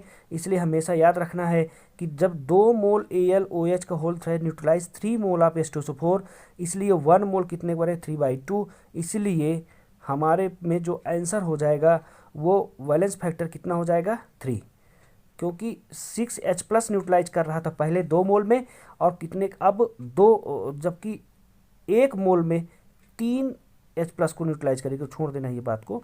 तो ये हो जाएगा molecular weight upon valence factor. Valence factor कितना आ गया 3। अब आ जाते हैं अगले क्वेश्चन पे। क्वेश्चन अगले में क्या बोला गया है, 32 gram of metal oxide on strong heating gives 12 gram of oxygen, then find out the equivalent weight of the metal. सबसे बड़ी बात यह है कि मेटल ऑक्साइड कोई है, उसको हीट करने पर उसका ऑक्सीजन हमेशा निकलता है, मेटल अकेले बचती है। तो ऐसा बोलना है 32 ग्राम मेटल ऑक्साइड है, उसमें से कितनी 12 ग्राम ऑक्सीजन देती है O2 के रूप में, और इसका मतलब मेटल जो होगा वो कितना होगा 32 - 12 = 20 ग्राम। अब अभी हमने बताया था कि अगर किसी भी मेटल का इक्विवेलेंट वेट निकालना है तो उसको हम बता सकते हैं कि अगर वो 8 ग्राम ऑक्सीजन के साथ जुड़ा है तो उसका क्या हो जाएगा इक्विवेलेंट वेट। तो नीचे उसी का कॉन्सेप्ट का अप्लाई किया गया है। 12 ग्राम ऑक्सीजन है, वो कितने से जुड़ी हुई है 20 ग्राम। ये 20 ग्राम मेटल से अगर 1 ग्राम ऑक्सीजन जुड़ी, इसलिए 8 ग्राम, तो जो 8 ग्राम से निकल के आएगा वही आंसर हो जाएगा। फिर आ जाते हैं अगले क्वेश्चन पे।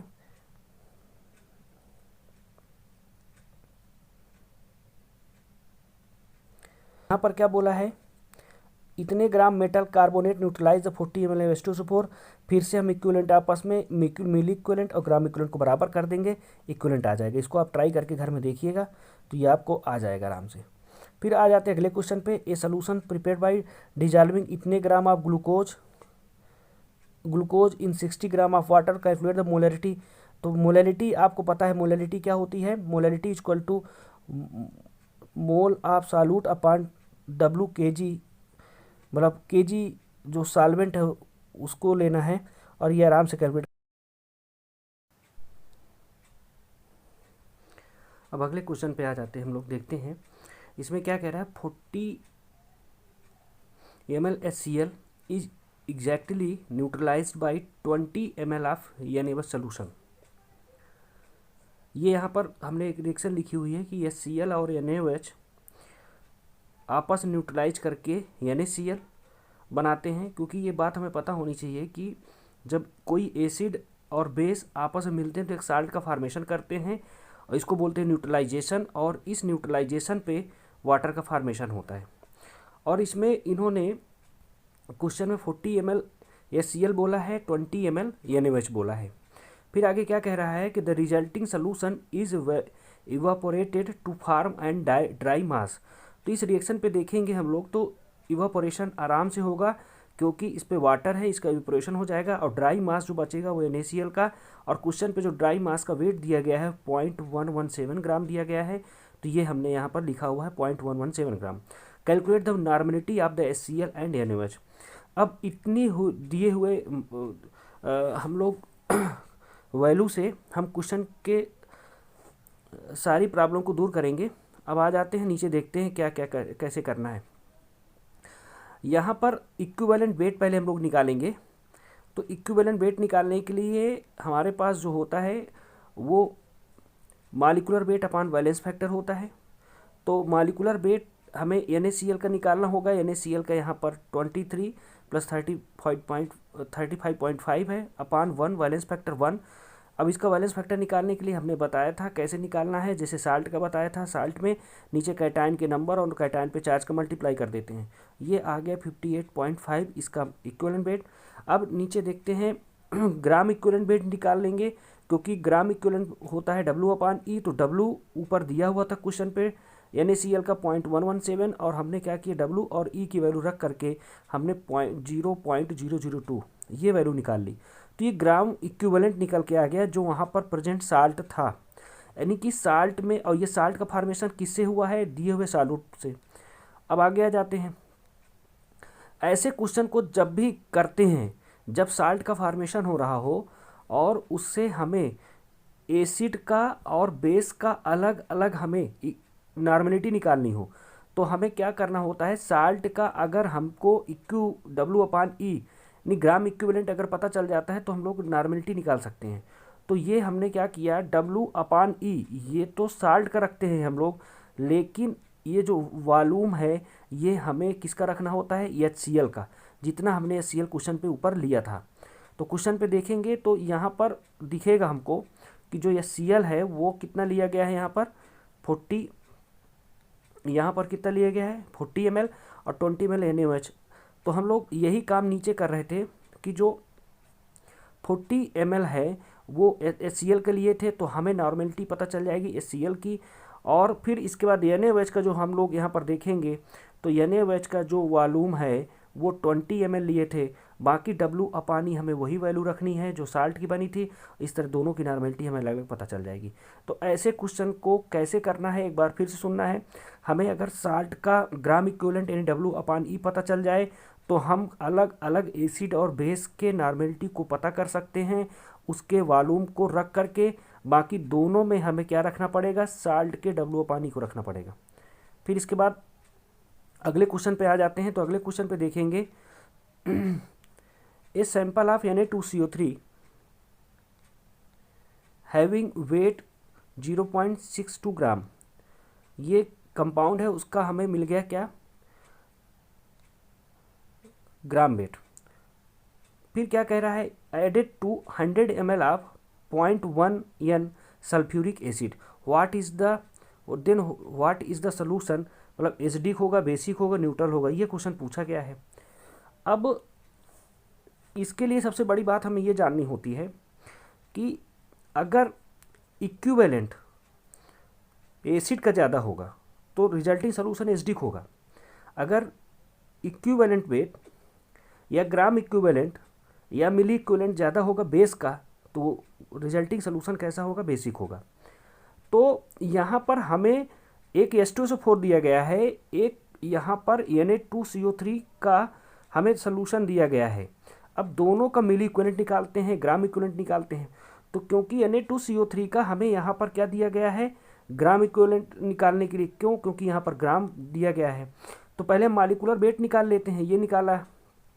फिर इसके बाद इक्विवेलेंट वेट निकालते हैं तो molecular weight upon valence factor, तो ये 124/2। अब ये कैसे पता चला कि ये वैलेंस फैक्टर इसका 2 है, क्योंकि हम देखेंगे यहाँ पर Na2CO3 को तो एक साल्ट के रूप में, और यहाँ पर साल्ट में अगर कैटायन की बात करेंगे सोडियम है, सोडियम में चार्ज कितना होता है 1, अब टोटल कितने सोडियम है 2, तो इसलिए यहाँ पर वैलेंस फैक्टर रख देंगे 2, ये 62 आ जाएगा Na2CO3 का इक्विवेलेंट वेट। फिर इसके बाद ग्राम इक्विवेलेंट कैसे निकालें, डब्लू अपानी, डब्लू हमने कितना दिया हुआ है क्वेश्चन में 0.62, तो 0.62 अपान ई, इस तरह से हमने इसका क्या निकाल लिया, डब्लू अपानी। जब डब्लू अपानी पता चल जाता है तो हमें नॉर्मेलिटी पता चल जाती है, या फिर हम ग्राम इक्विवेलेंट पता कर लग सकते हैं। फिर आगे आ जाते हैं, इसी तरह से H2SO4 का हमें देखना होगा तो उसका मिली इक्विवेलेंट, क्यों मिली इक्विवेलेंट, क्योंकि उसकी नॉर्मेलिटी और वॉल्यूम दिया गया है क्वेश्चन पे, तो इसलिए हम लोग इसकी मिली इक्विवेलेंट को निकाल लेंगे। और इसके ग्राम इक्विवेलेंट को देखेंगे तो इसके ग्राम इक्विवेलेंट मिली इक्विवेलेंट दोनों में बराबर आ रहे हैं 0.01, इसका मतलब एक दूसरे को दोनों न्यूट्रलाइज कर देंगे, न्यूट्रलाइज करके सोल्यूशन रिजल्टिंग सोल्यूशन कैसा हो जाएगा, न्यूट्रल हो जाएगा। तो इसलिए बिकॉज द नीचे दिया गया है because the milli equivalent of acid and base are equal so that they are completely neutralized. फिर इसके बाद अगले क्वेश्चन पे आ जाते हैं। अगला क्वेश्चन जो है फिर से एक इम्पॉर्टेंट क्वेश्चन है, ये एक अलग तरीके के क्वेश्चन हुआ करते हैं ऐसे। देखो इसमें क्या किया है, दो तरीके साल्ट को मिलाया गया है, एक सोल्यूशन बनाया गया है। एक sample of the sodium carbonate contain sodium sulphate, दोनों चीज़ मिली हुई हैं एक सैंपल में, और 1.5 gram of the sample is dissolve in water and volume raise to 200 ml 250 ml। तो यहाँ पर दिया गया है कि इन दोनों के सैंपल को 1.5 ग्राम को हमने एक सोल्यूशन वाटर में डाल दिया और टोटल जो वॉल्यूम उसका क्रिएट कर लिया 250 ml। फिर आगे क्या कह रहा है, इस सोल्यूशन को, इसको बहुत ध्यान से देखना है आपको, क्या कह रहा है कि 25 ml ऑफ दिस सोल्यूशन, यानी कि इससे हमने 25 ml को ले लिया, requires 20 ml of N/10 H2SO4, यानी कि इसके जब 25 ml को हम ले लेते हैं इस सोलूशन के, तो इसको न्यूट्रलाइज करने के लिए हमें H2SO4 कितना चाहिए होता है, 20 ml of N/10 H2SO4 solution.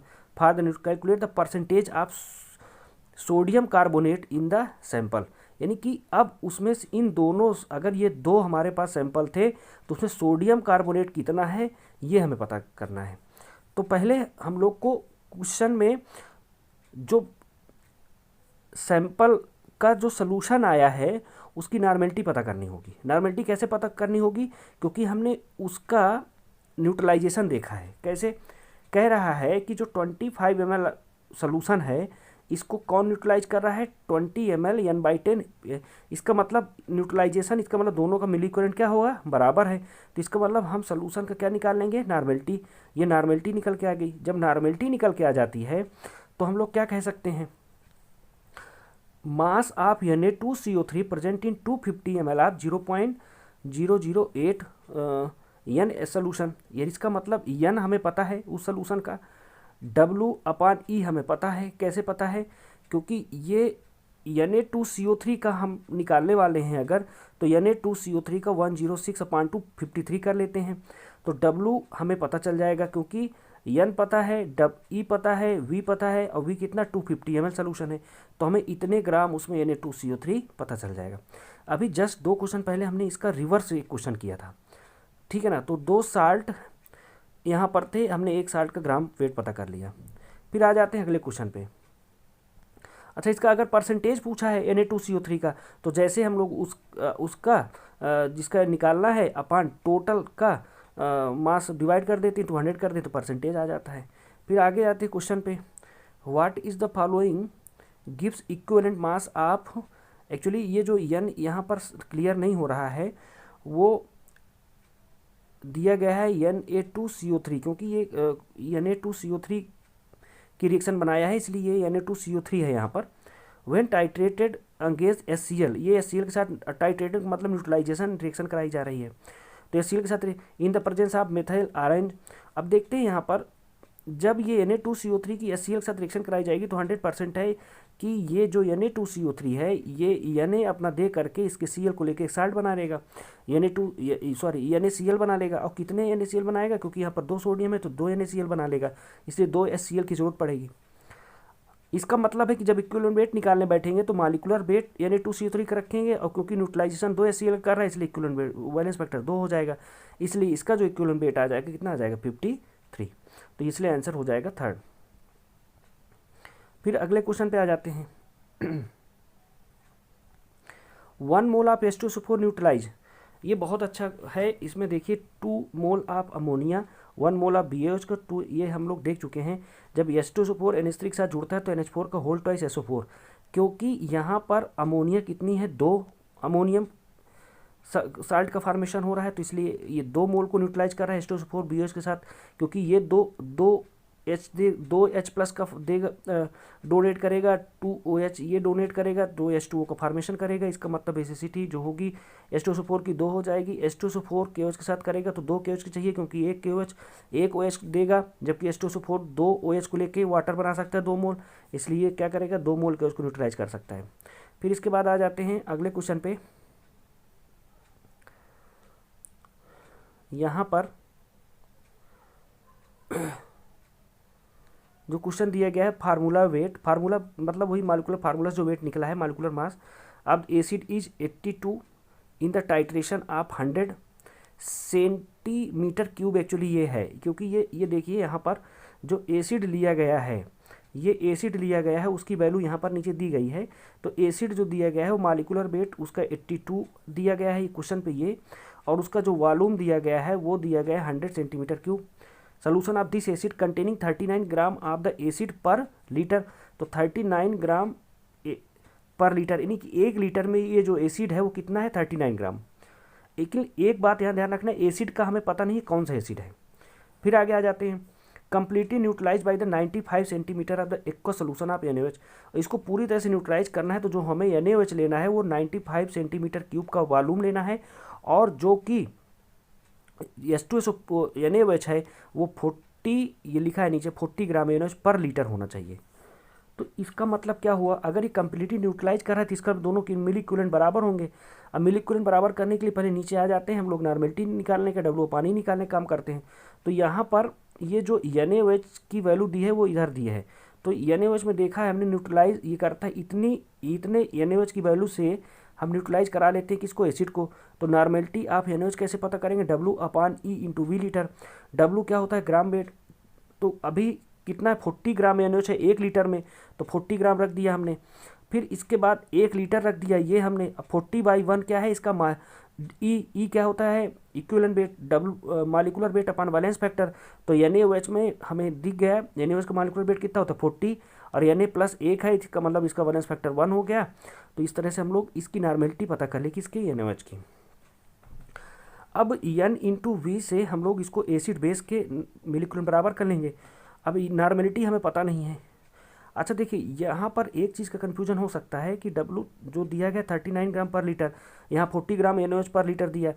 तो सर इसी तरह से नॉर्मेलिटी हम लोग एसिड की भी निकाल सकते हैं, लेकिन नहीं, यहाँ पर NaOH का, क्योंकि हमें बेस पता था कि इसका और उसका हम मॉलिक्यूलर वेट 40 निकाल करके आंसर दे सकते थे, लेकिन यहाँ पर एसिड कोई नहीं है तो इसका मॉलिक्यूलर वेट हम पता नहीं लगा सकते। तो इसका मतलब है नॉर्मेलिटी हम डायरेक्ट पता नहीं कर सकते, इसलिए हम मिली इक्विवेलेंट आपस में बराबर करने पड़ेंगे।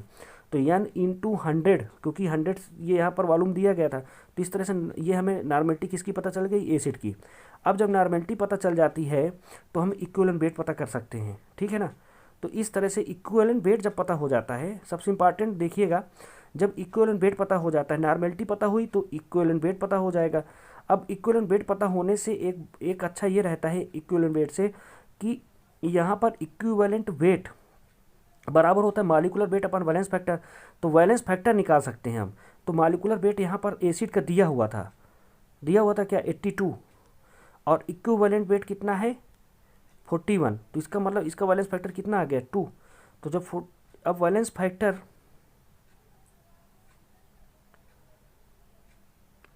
कितना आ गया 2, यानी कि यही इसकी क्या हो जाएगी, एसिड की बेसिसिटी। अब आगे आ जाते हैं। अगले क्वेश्चन में क्या बोला है, to neutralize completely 20 ml 0.1 m aqueous solution of phosphoric acid H3PO3, the volume of 0.1 m aqueous KO solution required is. तो सीधी सी बात है, S3 इसका न्यूट्रलाइजेशन H3PO3 का केओ के साथ हो रहा है। तो H3PO3 जब एक ले लेते हैं तो कोई इसका न्यूट्रलाइजेशन यानी H+ इससे कितना निकलता है 2 निकलता है, क्योंकि हमने H3PO3 का बताया था कि ये एसिड है, इसकी बेसिसिटी कितनी होती है 2, स्ट्रक्चर से पता चला था। तो इसका मतलब N/M/X से, एक्चुअली कैपिटल M होगा, यानी कि ये मोलरिटी होगी। नमक से हमने एक ट्रिक बताई थी, तो हमने इसकी क्या रख दिया, मोलरिटी कितना दिया है